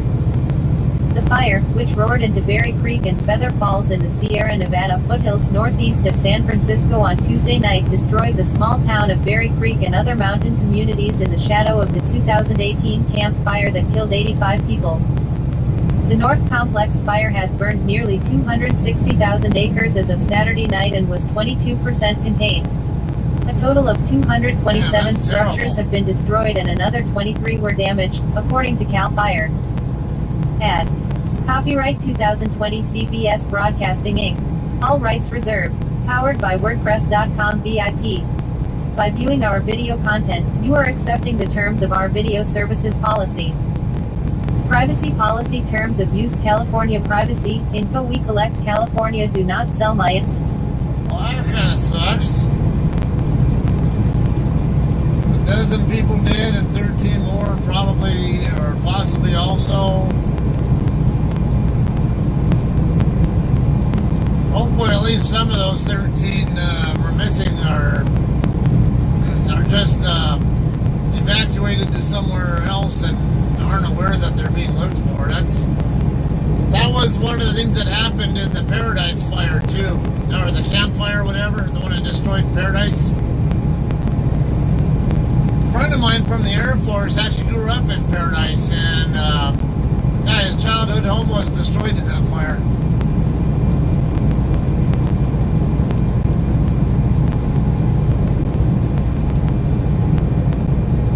He said his parents were still living there and they evacuated. I guess were able to evacuate on time or were not in the area when it happened, whatever. So I remember, they lost everything.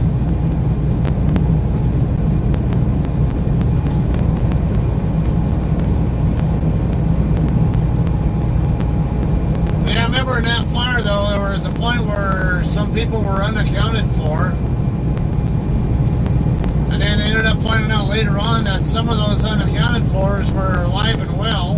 Were just, they maybe went out of town or stayed, whatever, to stay with relatives. And, they ended up finding out later on that some of those unaccounted fors were alive and well. Were just, they maybe went out of town or stayed, whatever, to stay with relatives. And, they ended up finding out later on that some of those unaccounted fors were alive and well. Were just, they maybe went out of town or stayed, whatever, to stay with relatives. And, just had no idea that authorities or anybody was looking for them.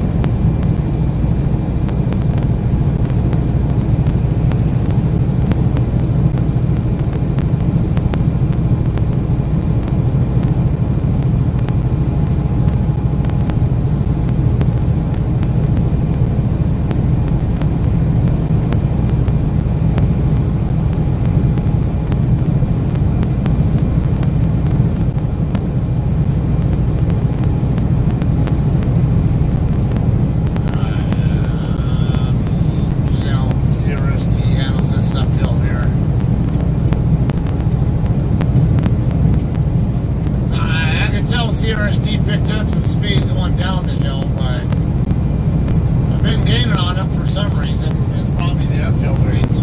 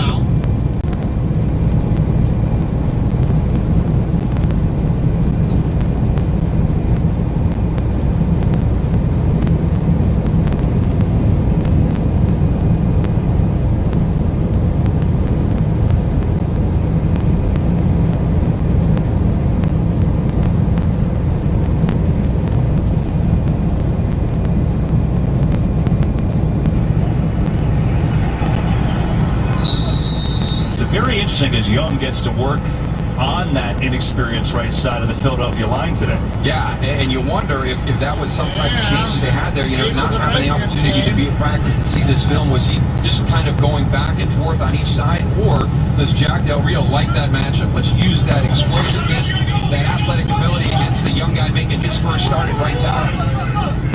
Play clock winding down to 1, and they're going to have to use a timeout. And so the Eagles use their first timeout on a pretty good opening drive.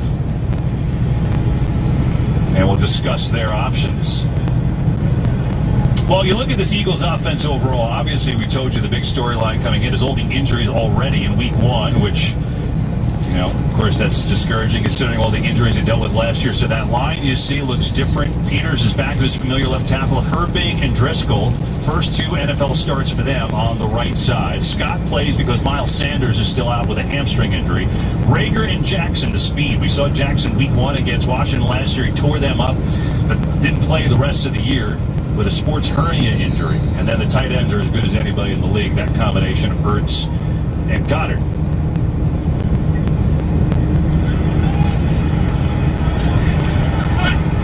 So 1st and 10 after that penalty on Young.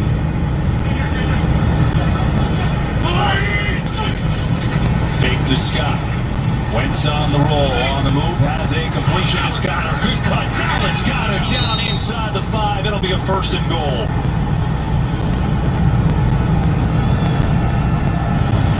Really nice job with the run after the catch right here, just beyond Chase Young. And a good step back inside, lets the pursuit get by him.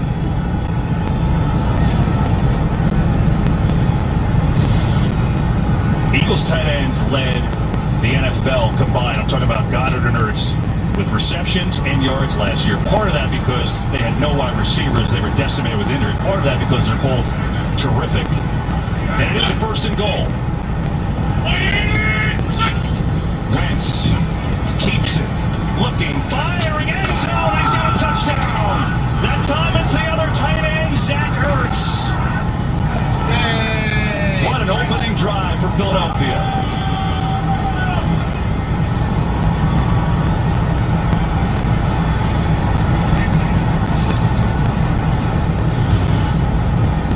Zach Ertz right here in the slot. He was actually looking at J.J. Arcega-Whiteside to the right, and you see just that little kind of pick play there gives him enough time to be able to come back to Zach Ertz.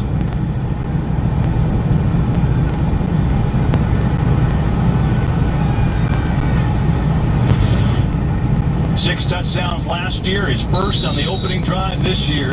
Couldn't have started any better for the Eagles. Right down the field, moving Wentz around.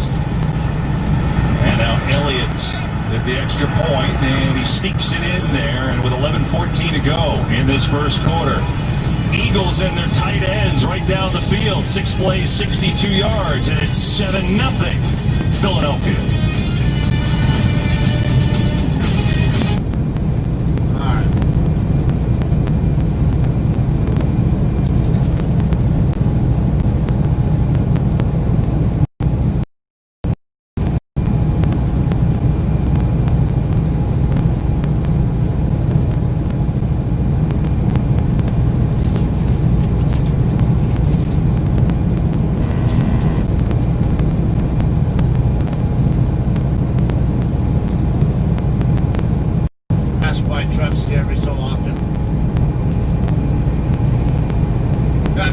Trucks that are going to pass me shortly after these 4-wheelers go by.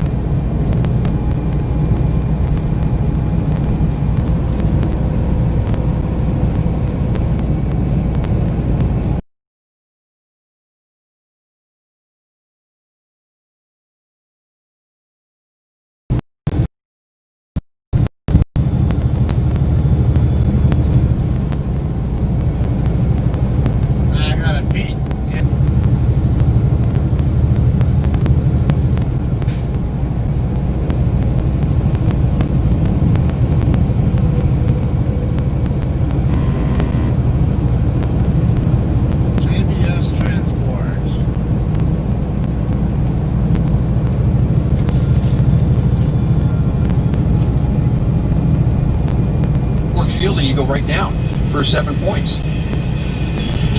Here's Elliott. Sims looks like he'll let this go over his head, and he will. Well, not the ideal start for Washington, who, of course, as we showed you, they've got a brand new but yet familiar head coach, don't they, Pam Oliver? They certainly do, and Ron Rivera already has his team buying into what he is selling. He tells them, worry about what you can't control and let the rest fall away. Safety Landon Collins telling us that they're so lucky to have Rivera. He says this is a guy.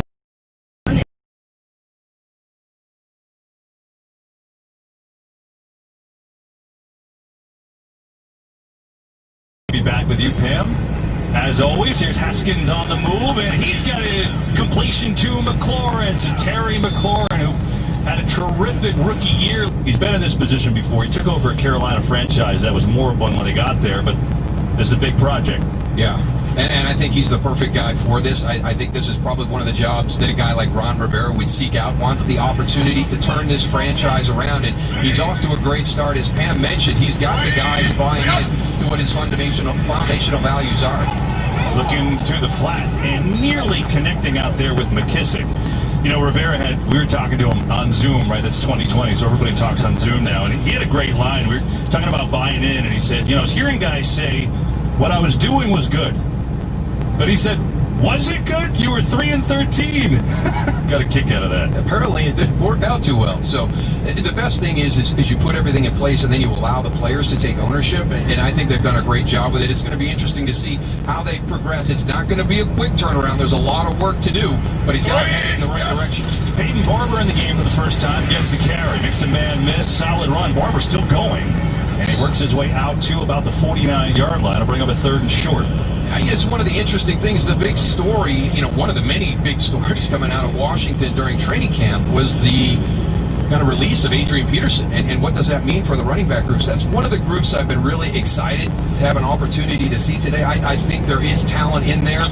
You know, with Antonio Gibson, J.D. McKissick, Peyton Barber right there, you can see how physical he is. So I think this is going to be a very productive group, and I think they fit what Scott Turner does offensively.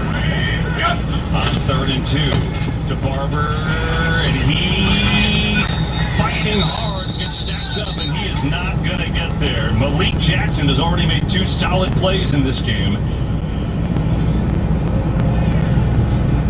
And it looks like Washington will punt it away. 3rd down, well, as you can imagine, when a team has 3 wins, there are a lot of areas they need improvement. They were last in the league at 3rd down, offensively and defensively. So today, not off to a much better start.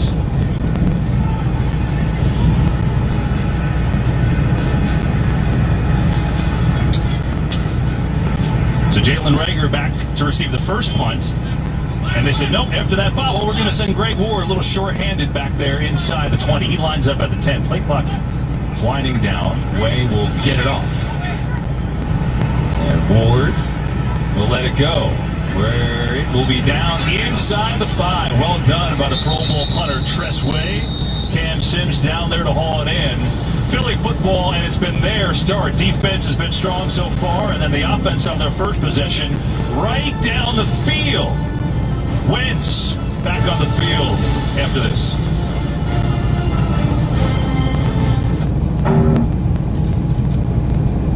Gas.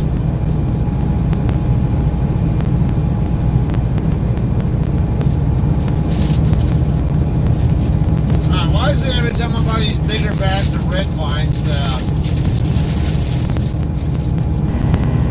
they get all torn up and broken into a bunch of pieces before I even get a chance to touch them?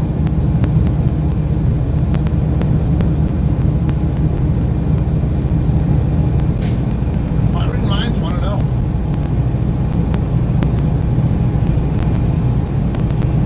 Damn, dude. You know, there's a solid white line right there. You're like just constantly over, right?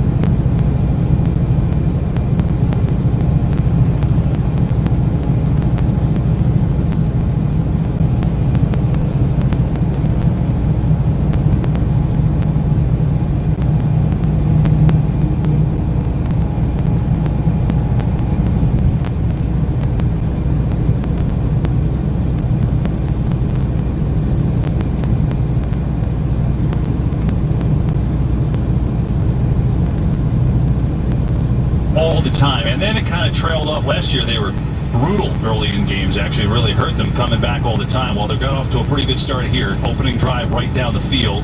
Carson Wentz hitting Zach Ertz for a touchdown. This time they'll have a little bit farther to go. Back.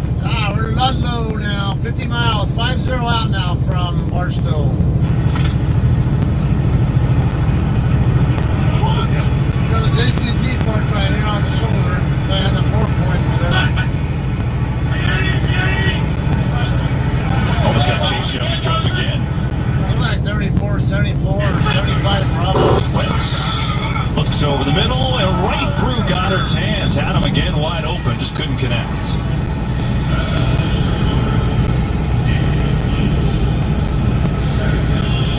So we didn't get a chance to show you because the Eagles put the heat on there, but this Washington defense, look, they've got some strengths here, especially on that front seven, that defensive line. Yeah, if you're familiar with the San Francisco 49ers, they're trying to build that defense the same way with all those top draft picks up front, and it's going to be interesting to see how this all comes together.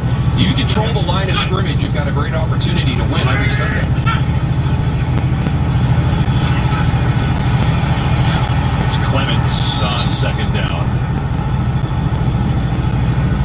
You get into those conversations about skill groups in this game moving to the outside, becoming more of a perimeter-based style offensively, but you still got to win the battles inside along the line of scrimmage. Jack Del Rio right there, the defensive coordinator for Washington, has got a great group up front.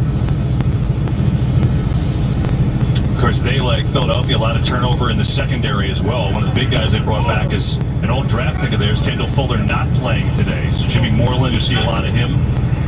Fabian Moreau, those are the guys filling in. And we get a whistle, penalty flag.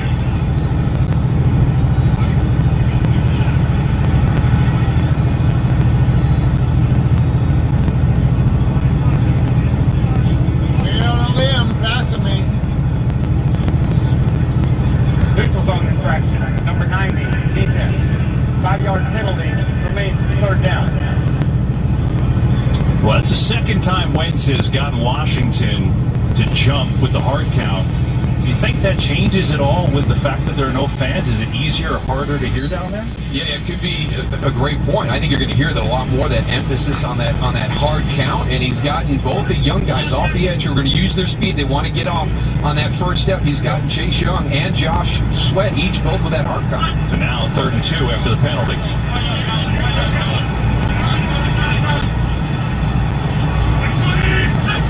Washington shows blitz. They come with it. Gets rid of it. Does Wentz. It's a first down. So Washington came with the blitz, but goes right to Zach Ertz to pick up the first, up 2 in the 19. And it's one of those things that everybody's going to forget about. It was a great job with the hard count to get those 5 yards. You take a 3rd and 7 and make it 3rd and 2. It opens up the playbook for Doug Peterson. You can come out and you can be quick with the football.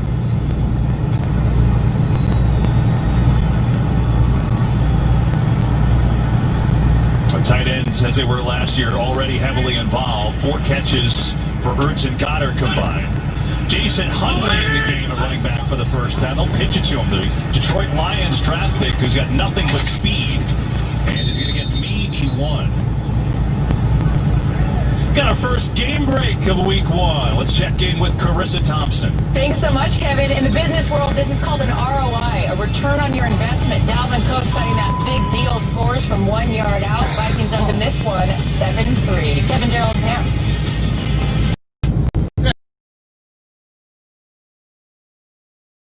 Penalty, automatic first down. It's on Landon Collins, and so this has been not the greatest of starts for Washington.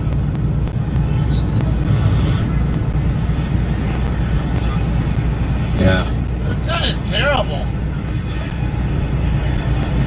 How often he keeps drifting into the right shoulder. Well, so far, Washington has more penalty yards than they do actual yards in the game. That's their 3rd one of the afternoon. Philly on the move. It's Wentz. Here comes some pressure. He's in trouble. Staying on his feet, and down he goes. He tried to stay up, and Ryan Kerrigan held him in. You can't even find the center of the lane to move it into. Ryan Kerrigan is the one that gets the sack, but it's going to be a lot of pressure by that front. I mean, What's wrong he is with let this go guy? clean. You can see right there, and that's going to be one of the things that happens to you as you make those changes. Jack Driscoll coming out doesn't realize he's Been got watching him drift into the shoulder from the secondary. countless times even before now, and yeah, Just sitting out time for the old time. I don't know if I call it comedy or maddening. Now, who's watching him now? It's a loss of 10, second and 20. Wentz looked like they're trying to set screen, and Kerrigan may have blown that play up beautifully. Come on, dude. Now you're holding us up. It's going to pay huge dividends for Chase Young to be around Ryan Kerrigan. And he's already called him the dude, but he's just so smart. And it's just, you come in, you recognize the screen, you drop back, you force Carson Wentz to pull the ball down. Now, Chase Young, you know, is athletic and talented as he is. Everybody says there's a seriousness about him. He wants to get better. He wants to. I was going to let the four-wheelers go by first, but little Jeep Commander thing or whatever that thing is called. And a third and 22. Driver of that vehicle stayed back to give me space to come over if I wanted it. Going deep down the field for Jalen Rager. He's got it! A bomb to the rookie Rager! He beat Ronald Darby. The Eagles go up top, and a huge hookup to Rager for 55 yards. Well, we wanted to know if we were going to see the speed. Would the protection hold up? And it does. Just a real nice job by Jalen Rager, kind of finding his way past Ronald Darby. It wasn't a double move. You see somebody that's 2-3 yards behind a defender, and you expect the double move, but just a good feel of getting around that space and getting vertical on Darby. Oh, it's not a Jeep. It's Well, that's just a dimension this team did not have last year. Jackson Hurd, plain and simple. Here's Boston Scott on first down, right up the gut. And works his way down to the 15. Well, you know, you always see everybody has a great cam. Everybody's got a great cam, right?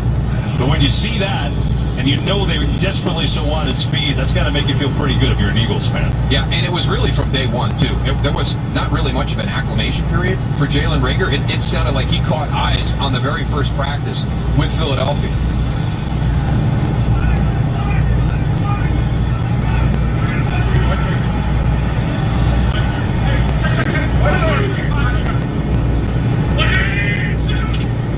Second and 3, Wentz going far sideline where that's not going to do much. Going to lose here. Another draft. John.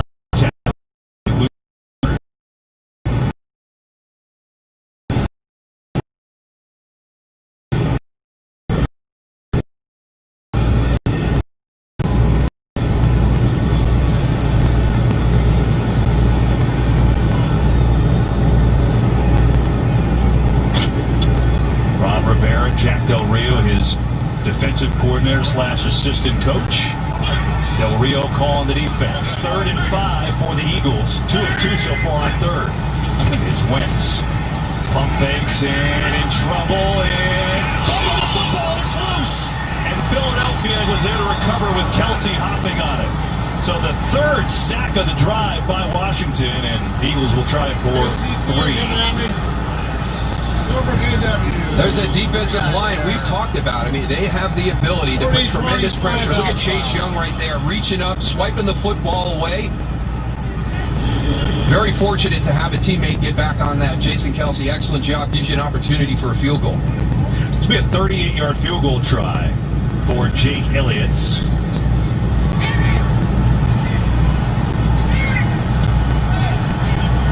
Right down the middle.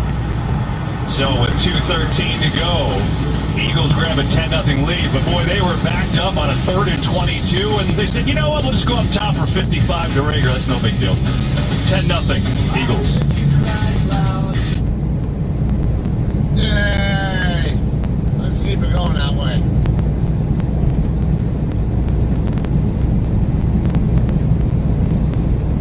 I thought there were rumors about them trying to trade him or something.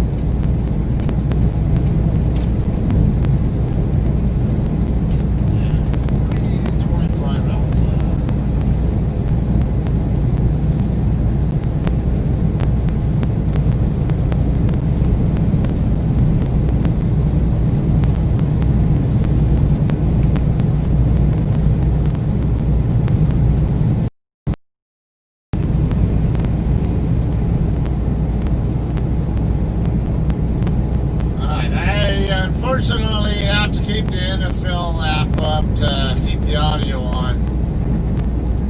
So won't be able to see any interactions with you guys till later.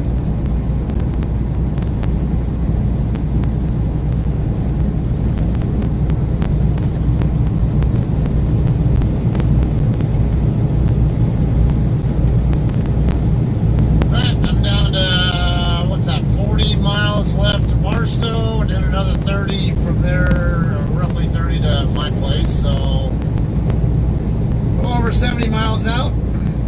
It's a little more than an hour out from the house.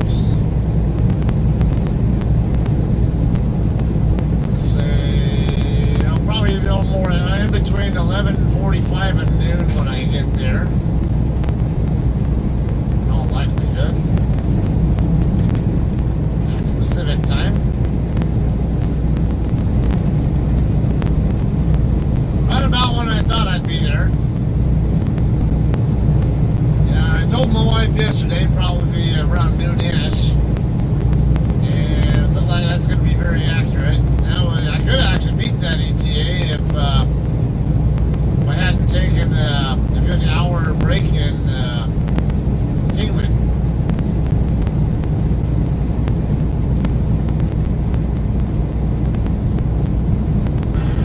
And today's game featured on the free-to-play Fox Super 6 app. You can pick the winners and score differentials of 6 games for a shot at $100,000 of Terry Bradshaw's money. Still time to sign up for today's contest.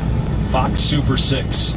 So how about that drive? The Washington football team has 3 sacks. And on a 3rd and 22, the Eagles go up top to Rager for 55 yards, sets up a field goal, and they're up 10-0.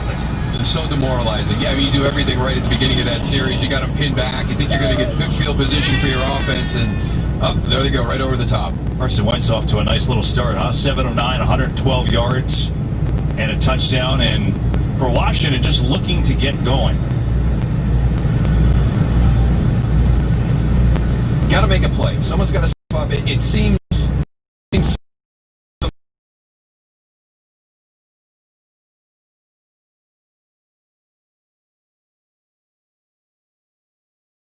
on that ball, but Darius Slay, the addition they brought in, it's step for step with him down the field. Actually, a little bit of help from the safety, Jalen Mills. So they're well aware of what Terry McLaurin did to him last season. They're not going to allow him to have an afternoon like that today.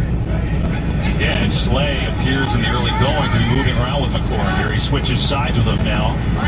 On the bottom of your screen, Haskins back to let it rip, does so far side, incomplete, looking for Kingman, but pretty good coverage by Avonte Maddox. Another game break was checked back in with Carissa.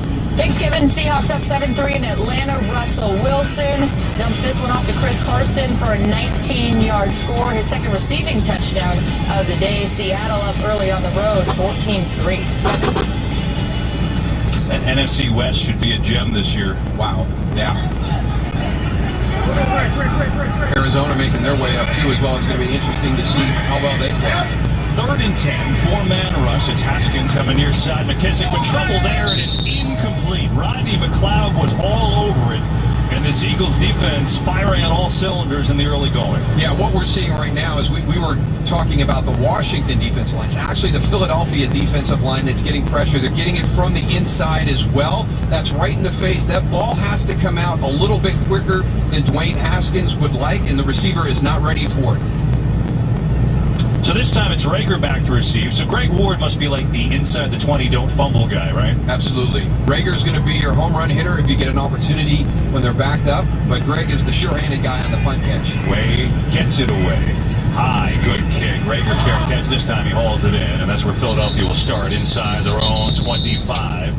Just under 2 minutes to go in the first quarter, where Carson Wentz is off to a fiery start. His Eagles up 10-0.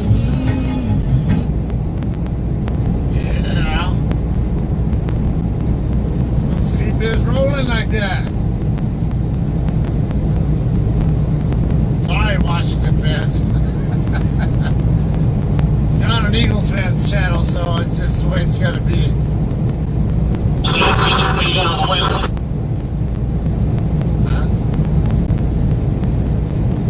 Frozen Foods Express. You know, now Beast mentioned it. The FFE tractors are the same color as KLM tractors. Never really put thought into that before. So if you weren't watching earlier, Mish, who drives for KLM, saying that the same people who own KLM are also the owners of FFE, Frozen Foods Express.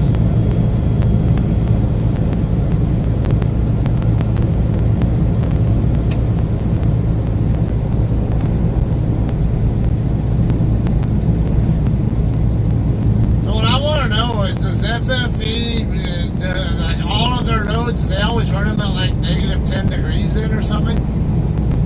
Do they ever do like chilled loads or, you know, like, well, okay, this load that I'm under now is a frozen load, so that doesn't count, but, you know, like the one I gave to my buddy John yesterday was a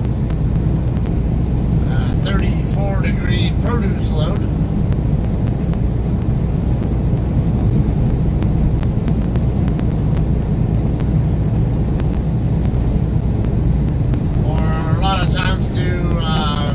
Loads that are like 26 degrees or 20 degrees or stuff like that. We're going to do the candy and gum kind of loads once in a blue moon. They're usually up more like 55, 60, 65 degrees. Late in the first quarter of this one, week one, NFL is back on Fox. So good to be with you. 2 possessions, 2 scores. A quick opening drive for a touchdown to Zach Ertz, and then a 55-yard pass to Jalen Reagor. The rookie set up the field goal by Elliott. And here are the Eagles for the 3rd time.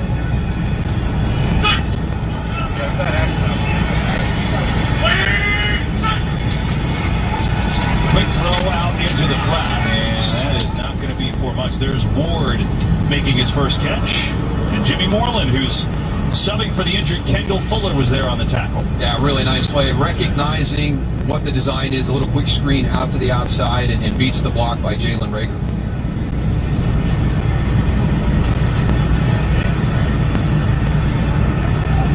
Time Arthego-Whiteside checks into the game. Number 19 for the Eagles.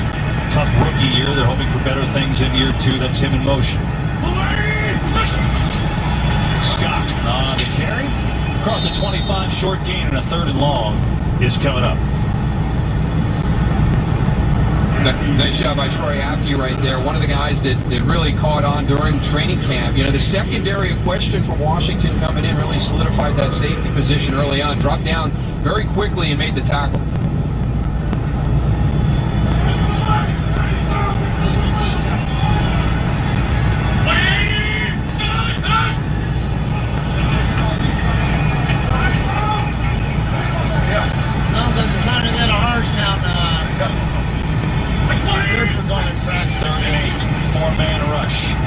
Spins out of trouble. Looking, firing. Ward is there. What a catch that was to adjust by Ward, and it's good for an Eagles first down.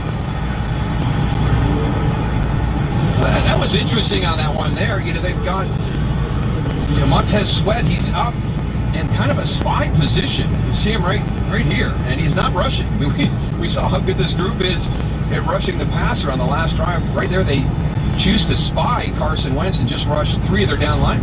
Kind of looked like Zadarius Smith in Green Bay last year, only Smith usually rushed the quarterback. So, interesting choice, didn't work out. Eagles all smiles after one. Their offense is in quite the groove. On the move, already up 10 after 1. September 23rd, only one more show will have you on the edge of your seat. Oh, God. For $100,000, can you tell if someone can sing without ever hearing their voice? Sometimes the good singers are not the great lip syncers. Surprise! How are you in a punk band but you don't have any tattoos? What? I think that guy can sing. I don't think he has vocal cords. That is her voice. I can see it. Look at it. The premiere of I Can See Your Voice, September 23rd after The Masked Singer on Fox. Gene, did you know Geico is now offering an extra 50% credit on current motorcycle policies? That's right. That's 50% on top of what Geico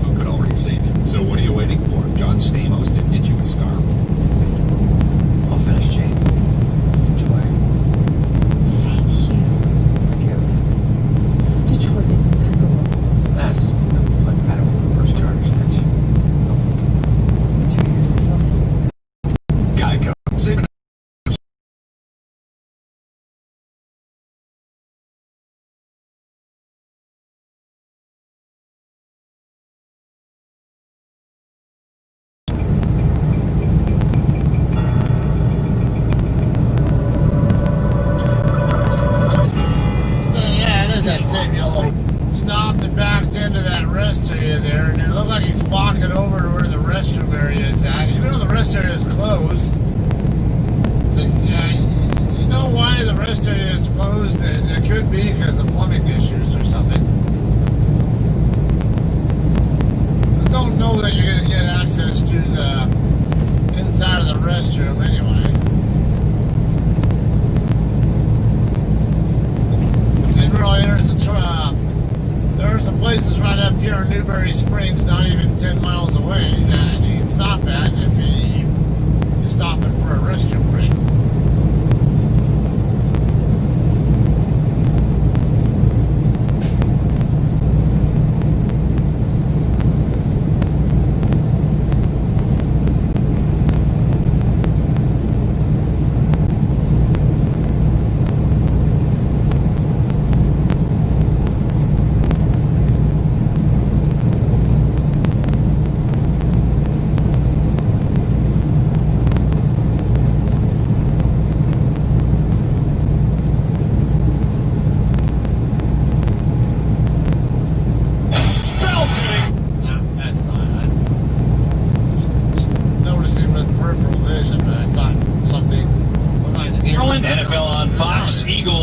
Washington, nothing, and it's really been an utter domination to this point. Glad to have you aboard for week one.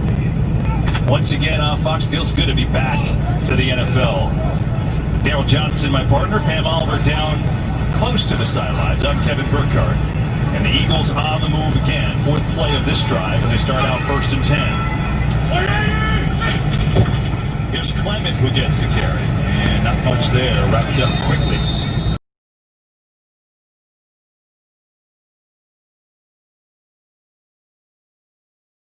Starting to see some smoke. Smog or smoke? It probably smoke though. Look.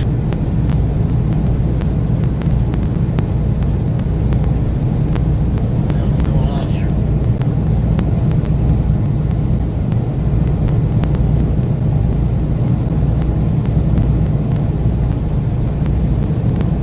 Did it freeze up or something?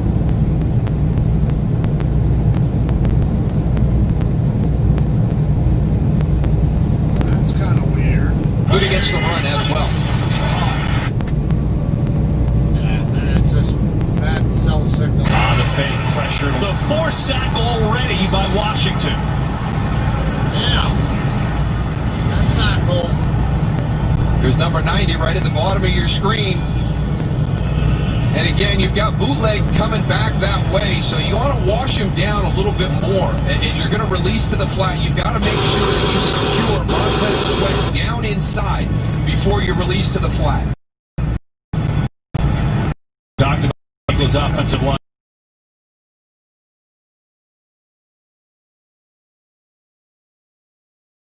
Now 4 sacks in the early going. And a 3rd and 20. 4-man rush. They set up a screen to Scott, looking for a block. Gets to the edge, nowhere near by Washington. Yeah, and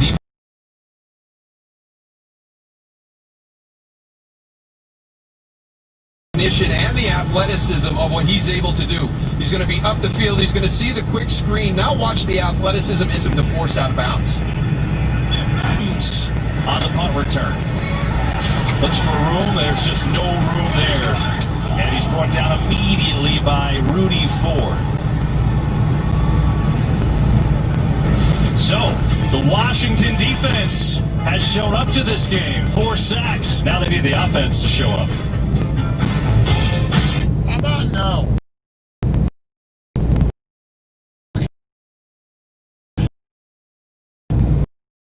Quit banging in there.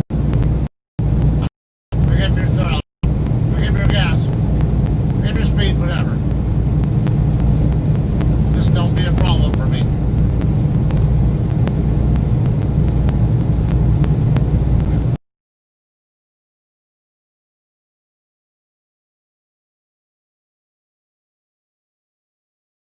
Interesting, Mike.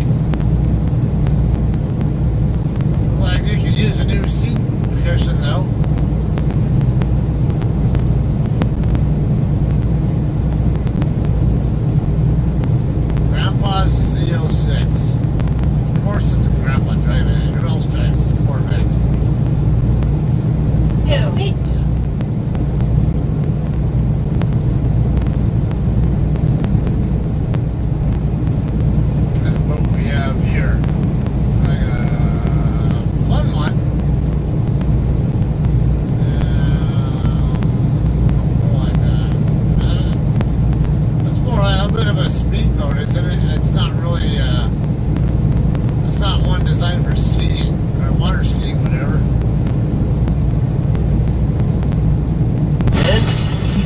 clip. No, still not on.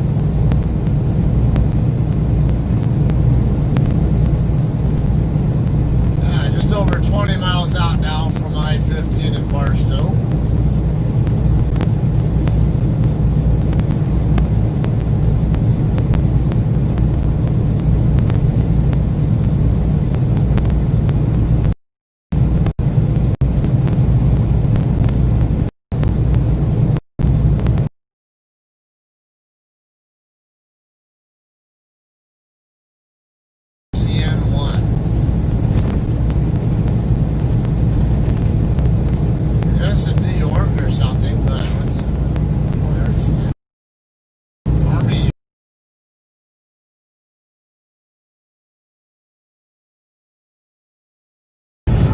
Want to stay up to date? Oh, come on.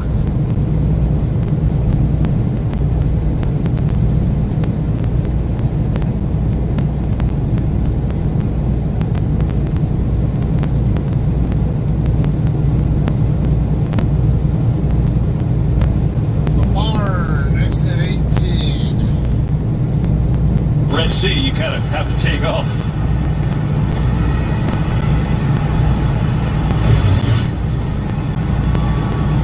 And just by route design, you've got everybody crossing the field left to right. So you look right there. I mean, there's absolutely nobody as he comes up out of the left side down the sideline. So now we're just waiting on the call, see if that'll stand.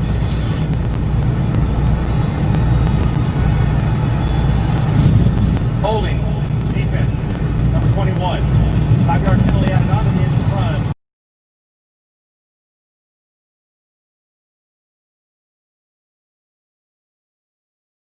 The mask rubbing against the microphone there, that's what all that noise is. If you're wondering, the weather is perfect here this afternoon. So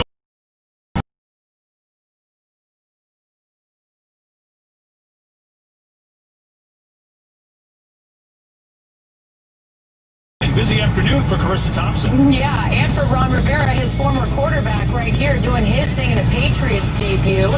A dual threat quarterback thing is... Carol, I think I heard more praise from Bill Belichick on Cam Newton than I heard in 20 years under Tom Brady. You get comfortable with what you have. Yes. It's just Tom, you know. He's always going to do that for us. Haskins coming back to the near side. Sims gets a good block. Room to run and a first down and more. Well-designed play. And Steven Sims got a good block from Sheriff, picked up the first down, and picked up 14. And that's the big thing. Plays like this out on the edge, it's going to be the timing. How does that play develop? So watch Brandon.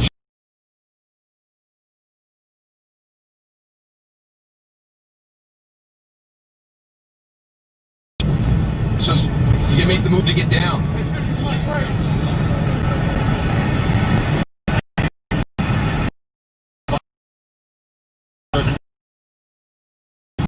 Interesting time. And you bring up Adrian Peterson, and who's going to be that guy to replace that style of running. And, you know, number one, I think, you know, maybe the big thumper type running back is kind of not as prominent today as back in the day, but he really felt that Antonio Gibson could be that guy that could get in between the tackles, run physically. We're seeing it right now, a guy who's making that transition from wide receiver to running back very comfortable. Gibson back there again. They flip it to him. Cuts inside, upended right around the 30. And so that'll bring up a third down and short. As Jalen Mills in on the tackle. And that's another. There's so many storylines in this game. How about the fact that the Eagles don't have Malcolm Jenkins anymore? Yeah, trying to fill those shoes on this field. He talked to Jim Schwartz. He tells him he's quite possibly one of the best box safeties that he's ever been around. So now you've got to fill those shoes, and it's going to fall on Jalen Mills. He's going to be the one that has to do it, making the transition from corner to safety.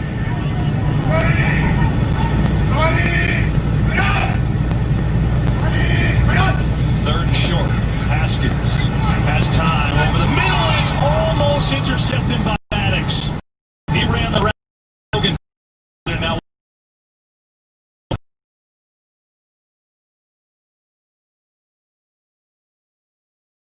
Haskins would get better at was accuracy and decision making. That's a great job by Avonte Maddox, because you're running those crossing routes. You're hoping that the players just collide or they've got to run a bubble. There's Dustin Hopkins now, first attempt of the year to get Washington on the board. It's from 48 yards out. And he yanked it. No good. So first good drive of the day by Washington. They failed to convert. The normally reliable Hopkins misses wide left. Still 10-0 Philadelphia. Wasn't the same guy who passed me earlier? I wonder if got on the freeway at Needles. I don't know. It looks like it might be.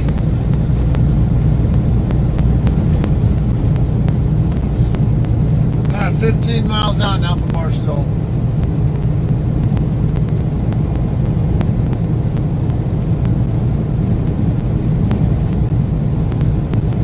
Right in between Newberry Springs and Daggett.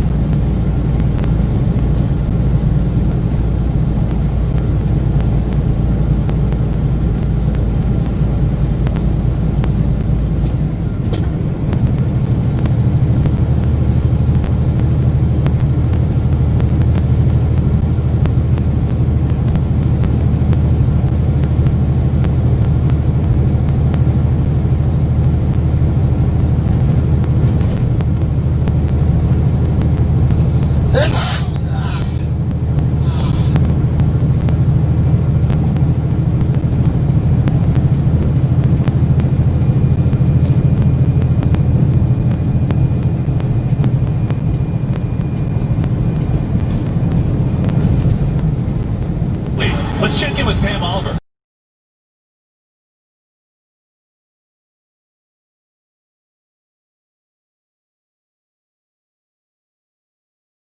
Like he was coming in anytime soon, but he just grabbed his helmet and trotted right on out there. So that's great news for them. It's almost like he knew you were going to talk about him, Pam, because he had been Jackson.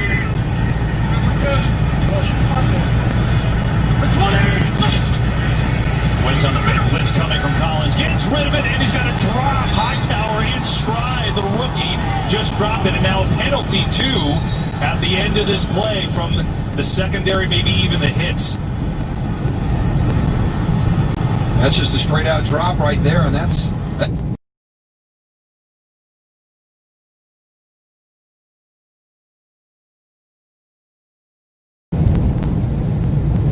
a guy who had highlight catches on a daily basis during camp. Now do we have a penalty on Troy? Yeah, that was a stupid one.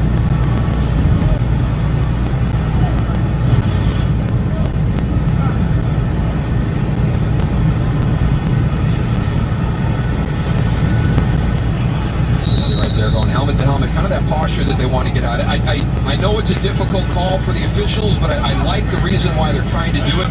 That posture where these players can get hurt if they're in the wrong body angle and contact.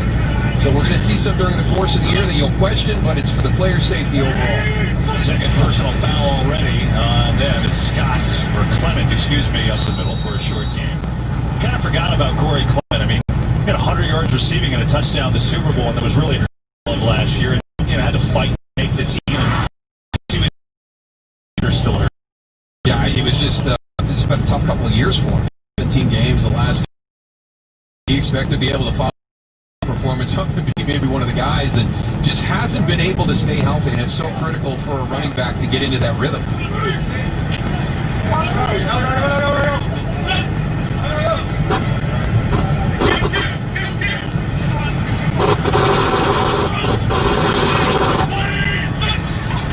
Washington comes with the blitz again. And they're giving out the handoff, and that's not going to go very far. That'll be a 3rd down and long. We talked about what's work.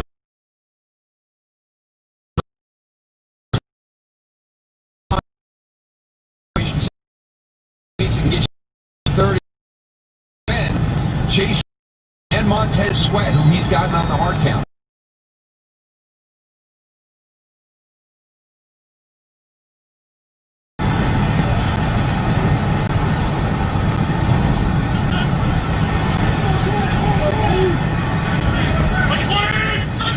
Washington coming with a heavy dose of the blitz. That time Wentz was ready for it.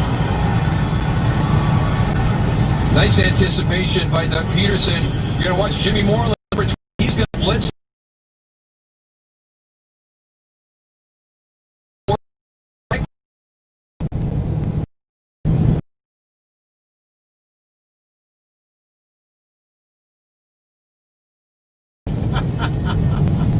Kind of important call, though.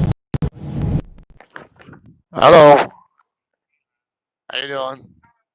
Somewhere in that 11:45 to noon time frame. I'm 7.5 miles away from I-15.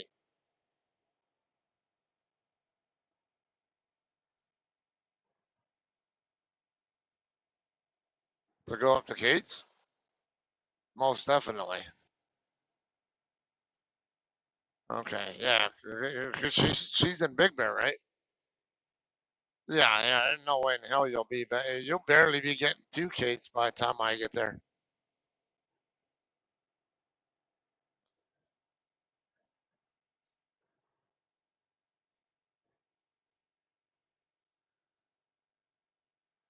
Issues, what's wrong with them?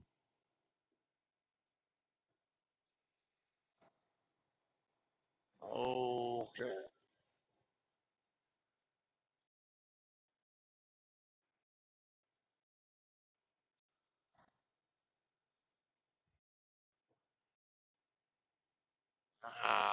Hopefully not foxtails or something in there. Alright. Hopefully that goes alright, but okay, yeah, I'll be, yeah, should be parked sometime between 11:45 and noon. Yeah, somewhere right in the middle of that, I'd say. Okay. Okay.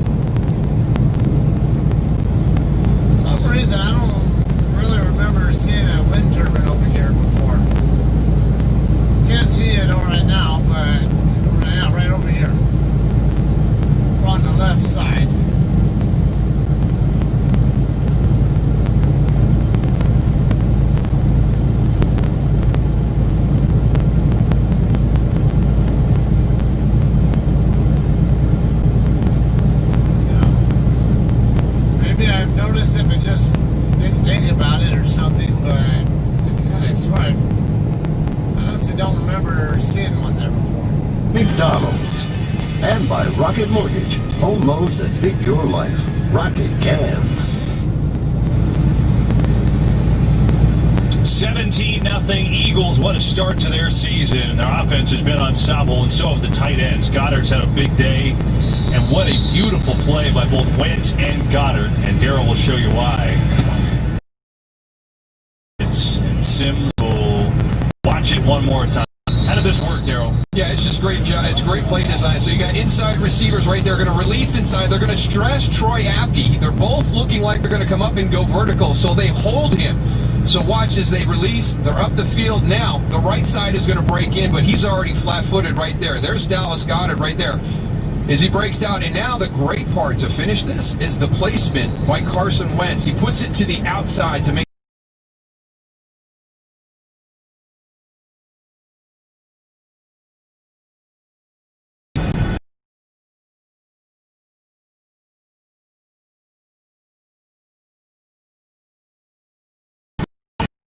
wasn't anything that Adrian did wrong. It was what the other guys were doing well. And Antonio Gibson was one of the lead guys in that group. He really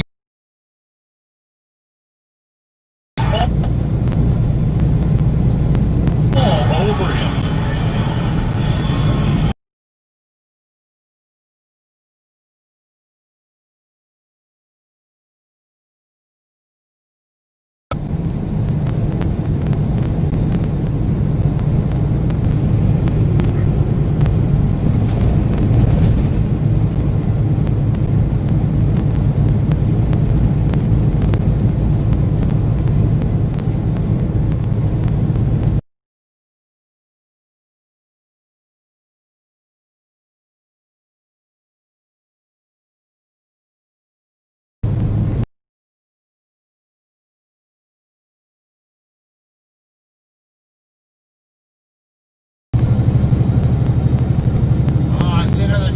Out there.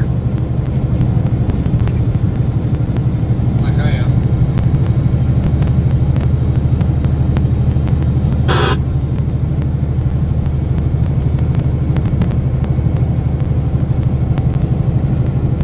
And it is yourself, the offensive lineman, the perimeter guys. He gets his guys to jump quite often too because he is so abrupt with his cadence. 2 third down conversions, monster third down conversions. And then you hesitate a little bit on defense instead of going right after him. From the 48th. No, they just switched the game over. Since the Eagles open up a bigger lead. And in the area, DeGuara, the rookie tight end, has been Josiah DeGuara, a little more active than I think maybe the Vikings even expected. And guess who? Kendrick's on the cover. Come on, dude, don't be on my way. And this is a great matchup because Green Bay's got Sternberger and a third-round pick in DeGuara, and these guys, they want to.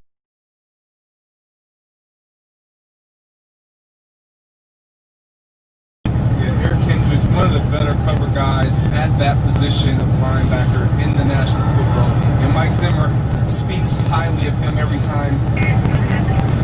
Here Rodgers there on 2nd and 10. Williams down around the 41-yard line will bring a third down. I'll tell you this too, this defense been on the field a long time. You know, both coaches were concerned and said, hey, everybody's got to play. But just look at how much mileage Kendricks has had in this first half, running sideline to sideline and covering. I know he's a pro and a Pro Bowler and a tremendous player. This is still the first game of the season. The conditioning is going to be critical. Over 180 yards of offense for the Packers. Vikings have just 54 yards of offense.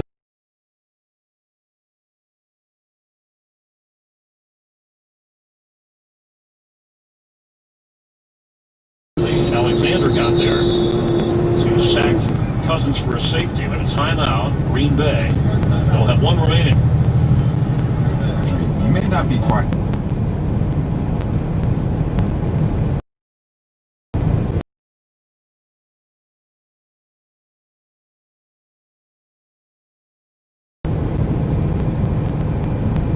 Mind me. I'll have to move over that way anyway by the time I get to. We said was inactive. Now Rick Wagner has now come in at right tackle.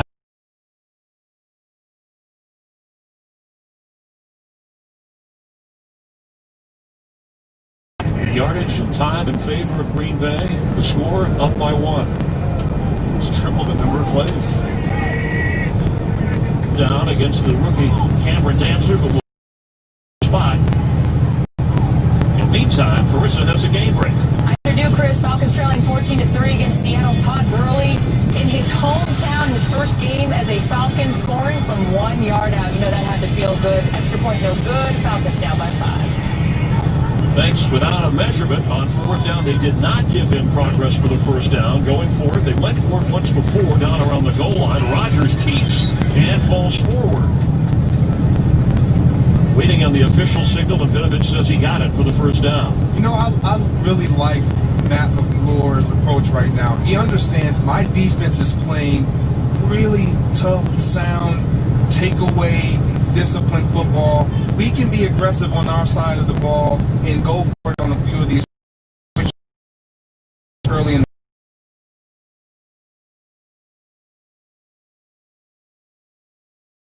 It does, but it also is a look of some professionals in Minnesota that know how to play and how to limit the damage. And you just wonder, when is Green Bay going to be able to take it at the 35-yard line before the whistle sounds. And we are going to head to the 2-minute warning in an 8-7 game. A safety by Green Bay. A rushing touchdown by Dalvin Cook. It's a good one. No, it's not a 1 or an 8-7. Figured either something had a 2-point conversion or had a safety in there somewhere.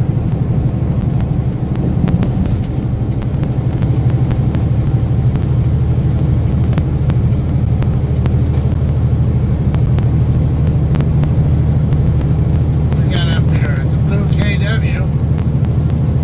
Are they getting off in Midwood or are they staying on the road?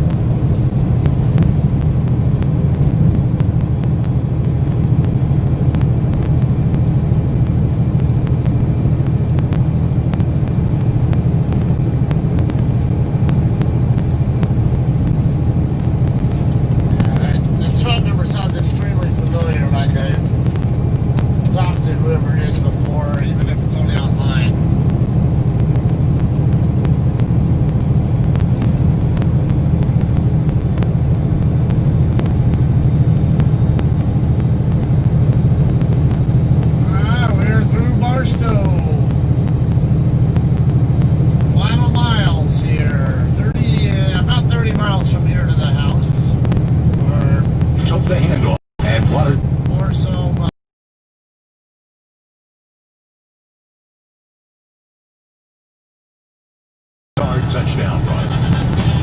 If you want the hot, delicious team. That didn't really sound like And had a lot of opportunity in this game. Coming up, the Horizon halftime. Kirk, Terry, Howie, Tony, and Michael, and Browns and Ravens. Cam Newton already scoring for the Patriots against Fitzpatrick and the Dolphins. The Raiders with Derek Carr taking on Teddy Bridgewater, originally a former Viking quarterback, leading Carolina this year. All that and a lot more coming up at the half. Did you see Roger smile? I think I've seen a few smiles on Aaron's face this first 30 minutes. Every time the Raiders should be, I don't know if they're at home or away, but it should be their first time playing in their home state, their new stadium in Las Vegas. For the second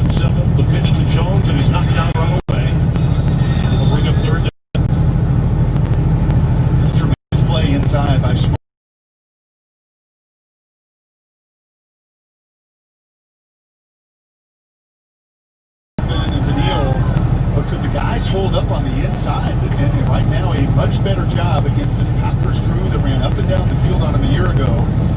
They really are, and they're doing a tremendous job of not allowing the Green Bay offensive line to control. Here's passes.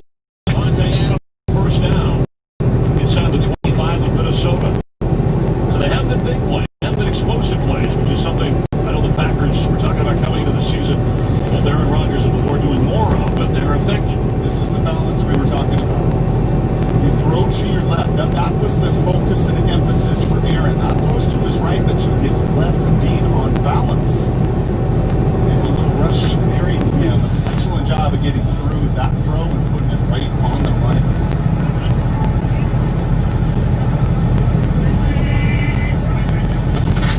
Jamal Williams looking for a hole and maybe a yard before he's stuffed again by Eric Kendricks. Kendricks, by the way, told you about how terrific he's been playing on the field. He's an active painter, a passionate painter, and he turned those skills.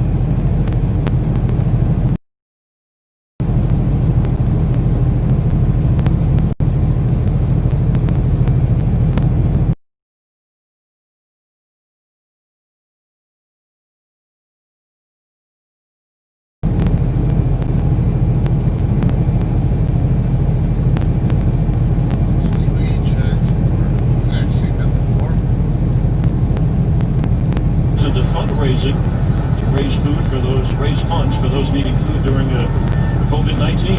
Yeah, Kendricks is a phenomenal player, but he's just a phenomenal human being. He does it both on the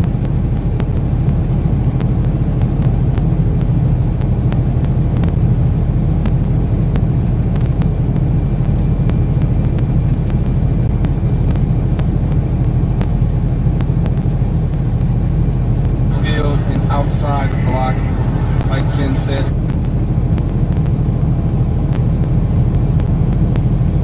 Earlier, it's on the ground.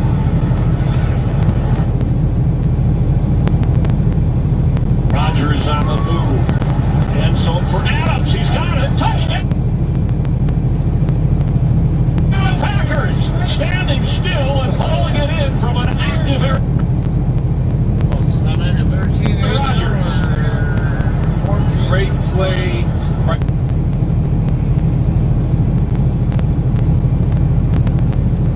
there by Aaron Rodgers. Maybe an even better presence of mind of knowing where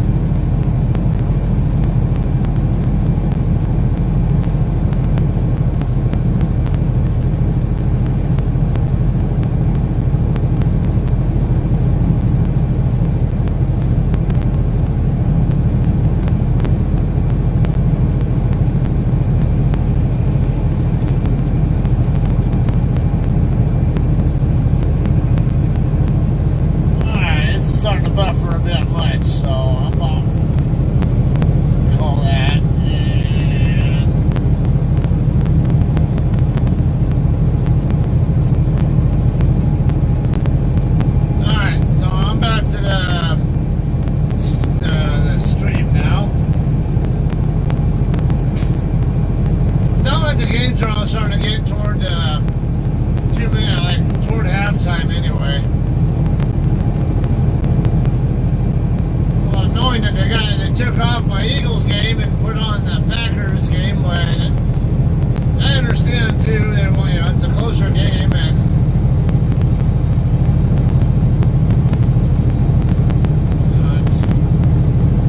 Just didn't want to like NFL in general. It's better to be to watch the close ones.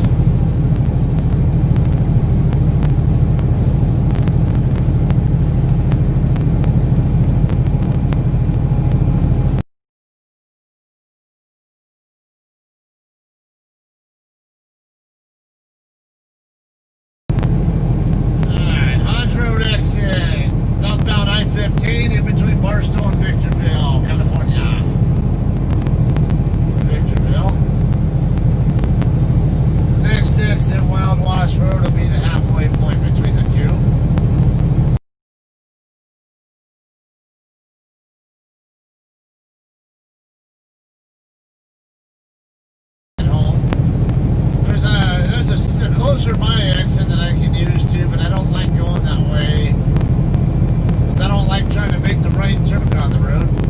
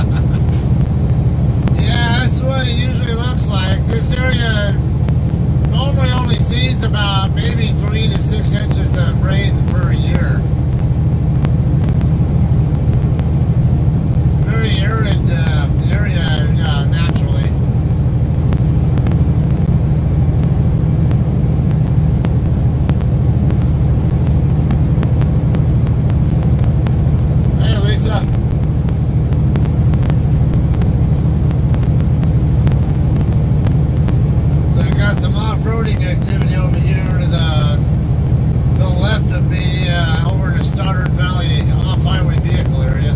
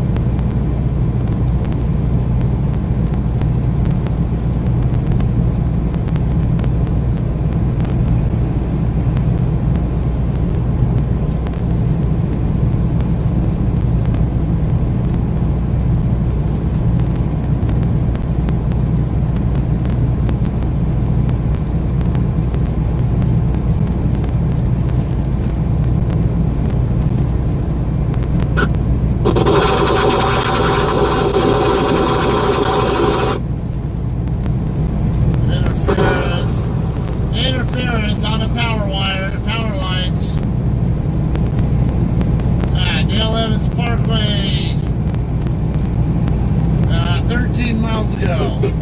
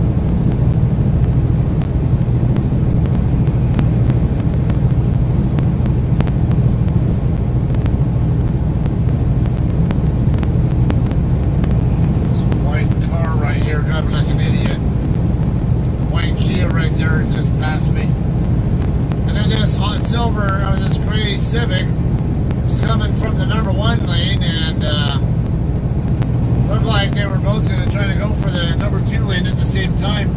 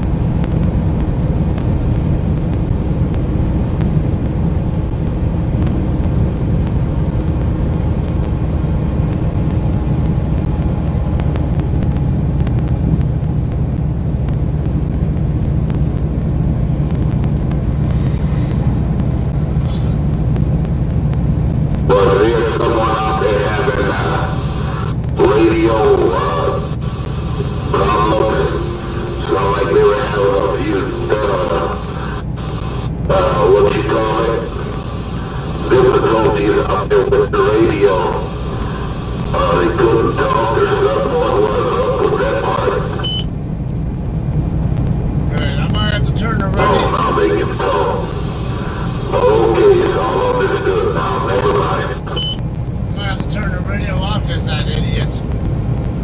That's a local base station.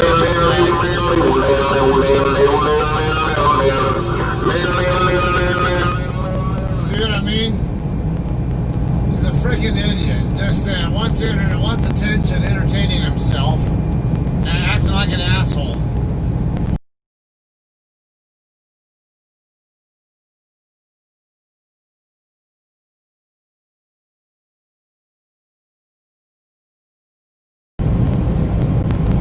And he's got his echo board turned up to be even more annoying.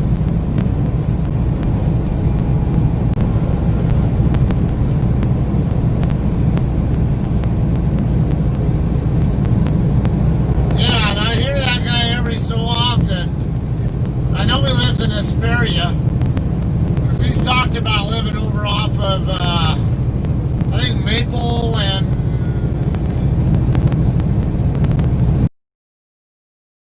where I've seen in the past. I recognize his voice.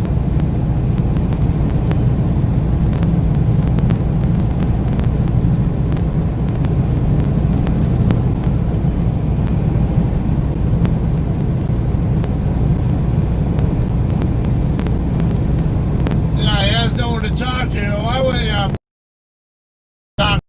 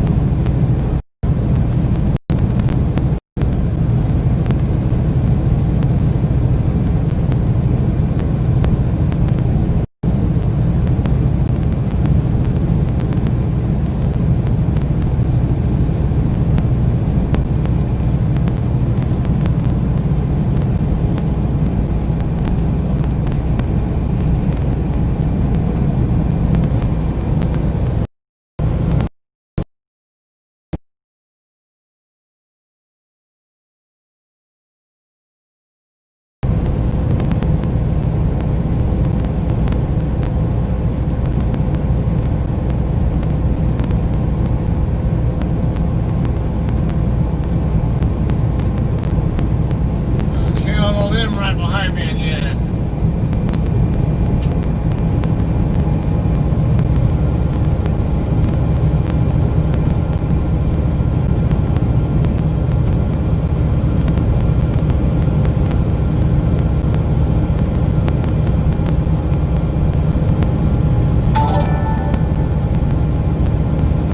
Oh, got a new subscriber.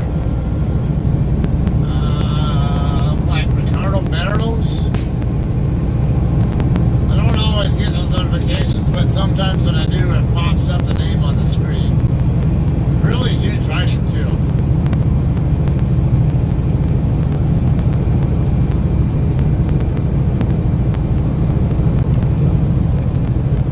Alright, D Street exit here, Highway 18, 5 miles to go. At least I'm off the freeway. I can actually get off here at D Street if I want to. That's actually the more direct route to where I park my truck, but like I say, I don't want to try to deal with trying to make that pain in the ass right turn on the Hesperia Road. So I'll go this way instead. It's a longer and more annoying route, but it's safer and easier, I would say.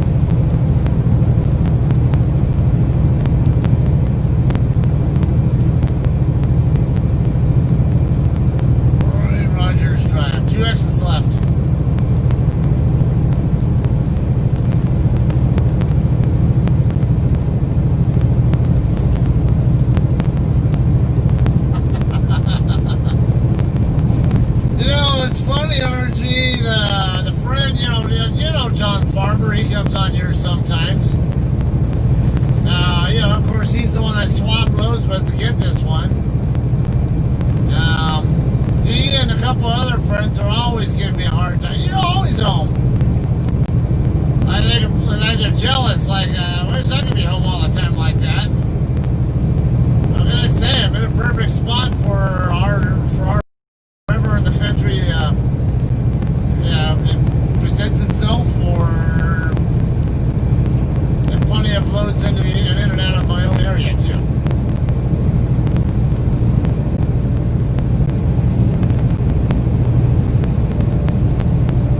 Yoshi Delivery LLC. Last exit coming up. Nisqually Road.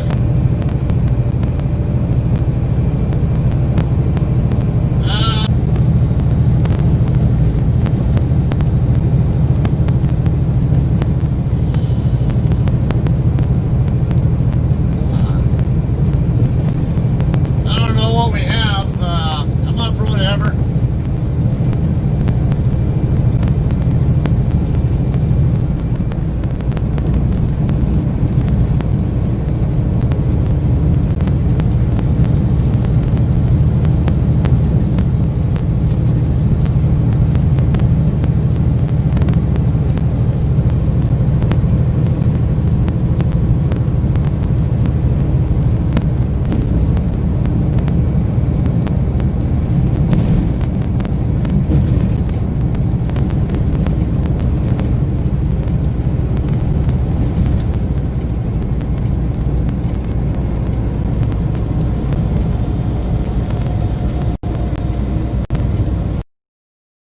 This ramp is actually set up where the lanes are set up where I can actually be in the inner lane and be all right. I don't need to I don't need to encroach on any other lanes to end my turn in the lane I want. And the reason I'm over here is because I have another left turn coming up immediately after that. The traffic coming off this off-ramp's never so heavy that it's really a real problem, even if I'm in the outer lane like normally I'm supposed to be, but yeah, that's just a little bit blatant there. I'm looking at a green arrow when you're going through my intersection.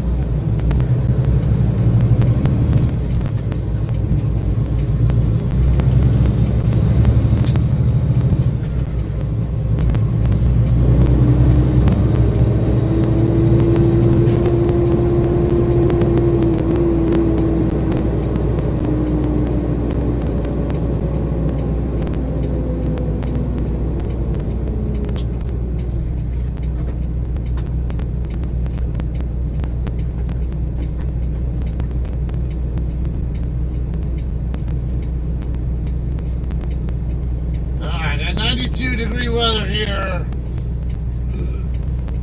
Not bad. Not overly hot.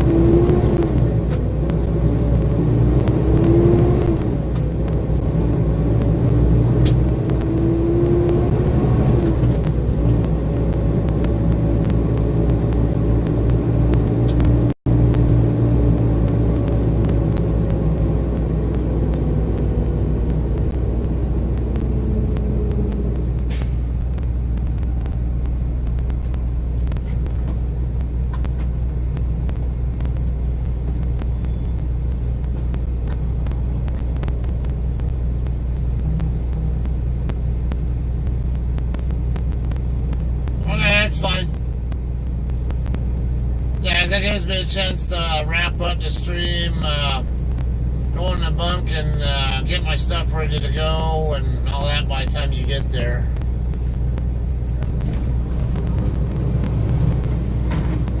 Come on.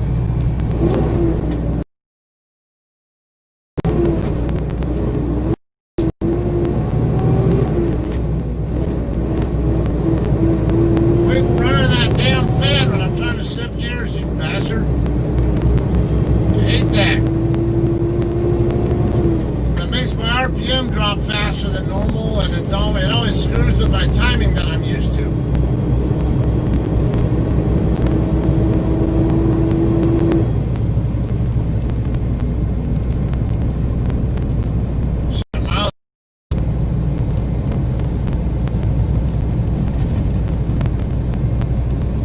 Same red bobtail over there.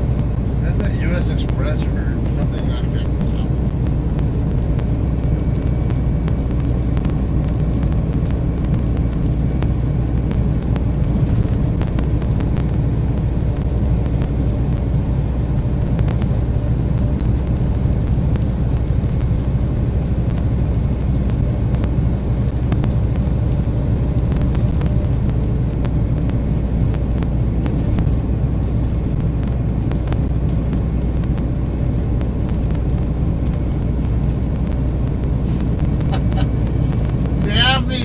Are you sure you want to say that on then with my audience?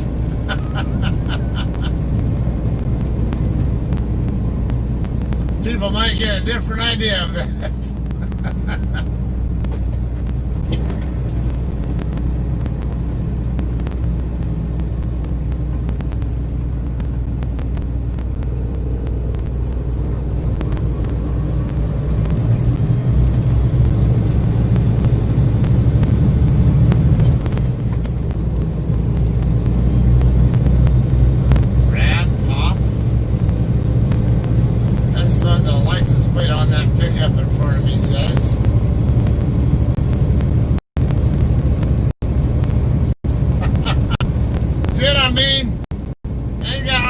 Thinking that way.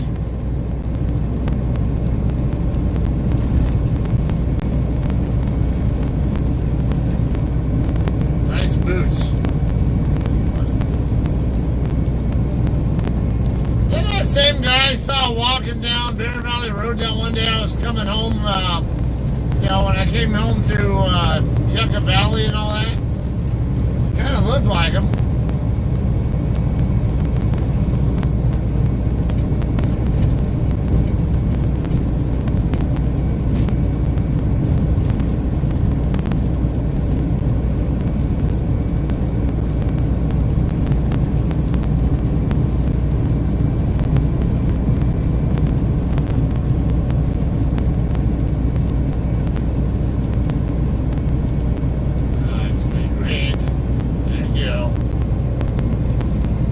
Most of the lights here on this quality have been nice to me.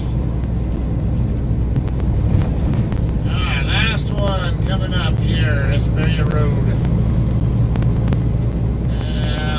Yeah, it'll definitely be red by the time I get to it, because I see the through traffic on Hesperia Road just got a fresh green a second ago.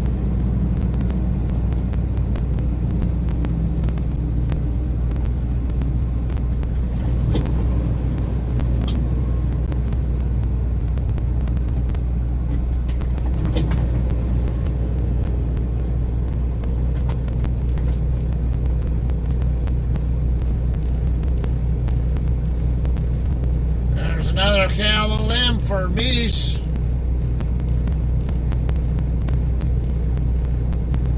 Probably coming out of a Marigold. It is a reefer truck.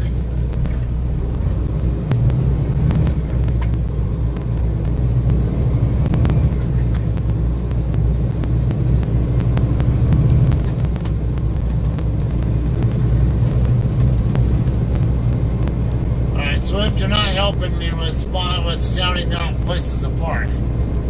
Alright, I'm gonna park here between this intermodal guy and the bobtail.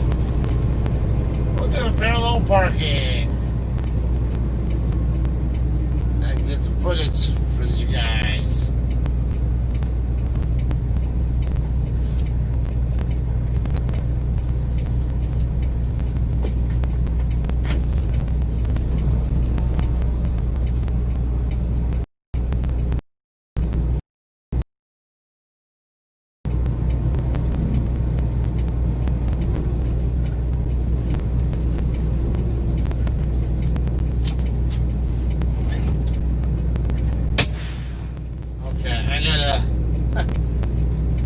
show off here.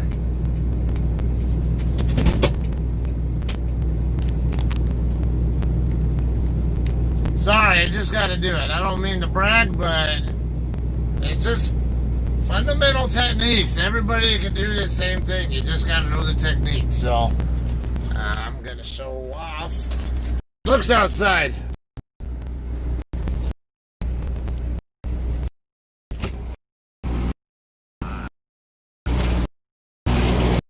I'm going to pull forward, a little bit, probably, I don't know. Actually, it might be right.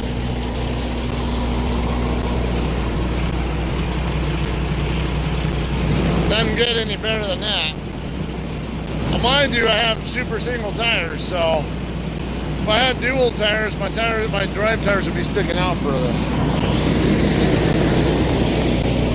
So, as far as I'm concerned, that was perfect.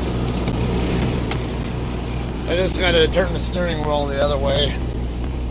Because generally speaking, when you park downhill, your parallel park should be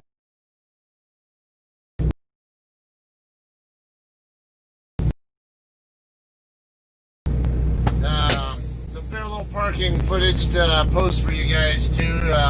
So I have both cameras running, so then you'll be able to see both what I'm looking at and when, and then what's going on. At least I wish I had another camera over on the right, on the passenger side, to help with this. But yeah, unfortunately, because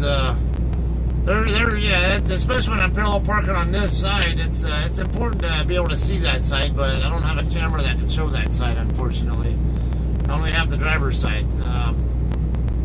But for those of you guys in trucking, if you're not really, if you want to know about how to parallel park effectively, this is the real world way to parallel park, the way I just did it. And you saw how I dove into the area, into the gap here when I got around Swift. Gotta watch that side though. Make sure your trailer doesn't hit the guy you're trying to dive in front of. And then right alongside the curb, when you use what space you can. Then you saw I went out about halfway out into the street. Yeah, I had to double check nobody's coming before I do it though. And and then square up with my trailer so I'm straight back, and then just push the trailer straight back at an angle, at an angle from the curb. And just before my tandems get, just before they're ready to hit the concrete, because you got asphalt and concrete. So when it goes from right a little bit before it gets from the asphalt and goes onto the concrete, that's when I turn hard right to start off tracking the trailer. And then I start, I'm going to watch my nose, make sure I'm not going to come out into something that might be over there, like somebody coming up the road. And then I'm really only looking at, not so much at my trailer, but more so what my tractor's angle relative to the curb is at that time. Once I have a roughly likable angle, turn my steering wheel to steer straight. Then I come straight back with the tractor. And then when my drive tires get same thing, when they're getting not quite to the curb, or not quite to the asphalt, from the asphalt to the concrete, then I'll kick hard left, and then hopefully my steer tires will get over here right at the same time my drives do. So that's the just textbook fundamental technique.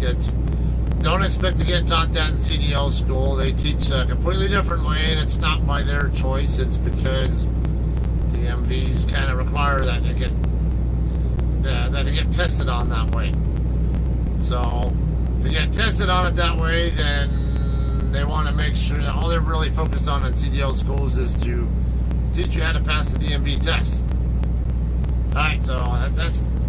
I always get people on here who are, maybe some lurkers who are newer, don't have licenses yet, CDLs yet, want to learn, get whatever insights you take. Because I was the same way when I first got my license. I was checking out YouTube channels and whatever else, trying to get any kind of little how to do this or how to do that kind of stuff. Not a lot out there, I guess, that really covered what I was looking for, but it's there. It's just, anyway, I'm gonna get wrapped up here. I might get my stuff ready to go, and let's see. I deliver at 4 in the morning. It's only a short hour or so drive from here to there. I don't think I might not stream that one because it's a short trip, but yeah, I'll get footage of me showing up there and the backing and all that kind of stuff, hopefully. And then after that, I don't know what's going on. Let me take a quick look at my hours. I'm down to 2 hours and 42 minutes left on my clock. But I get 9:07 back tonight and 6:07 tomorrow night. So I'll have basically 11 hours, more than 11 hours to work with tomorrow when I do the pickup or the delivery. So, and then I'll probably end up sitting around in the area or something for whatever pickup ends up coming next. So I'm probably not going to use all 11. Do a whole 11-hour day like I did today. So yeah, I did 660. 669 is what I actually logged, but it's probably like 650 plus 655, something like that. I don't know, maybe a little bit more. So yeah, good day overall. Last 2 days, decent. So all right, guys, look like she's here. I'll go offline. We'll see you guys sometime tomorrow. All right. Hola, Martin. Voy a casa ahora. Y hasta mañana. Ok. Gracias.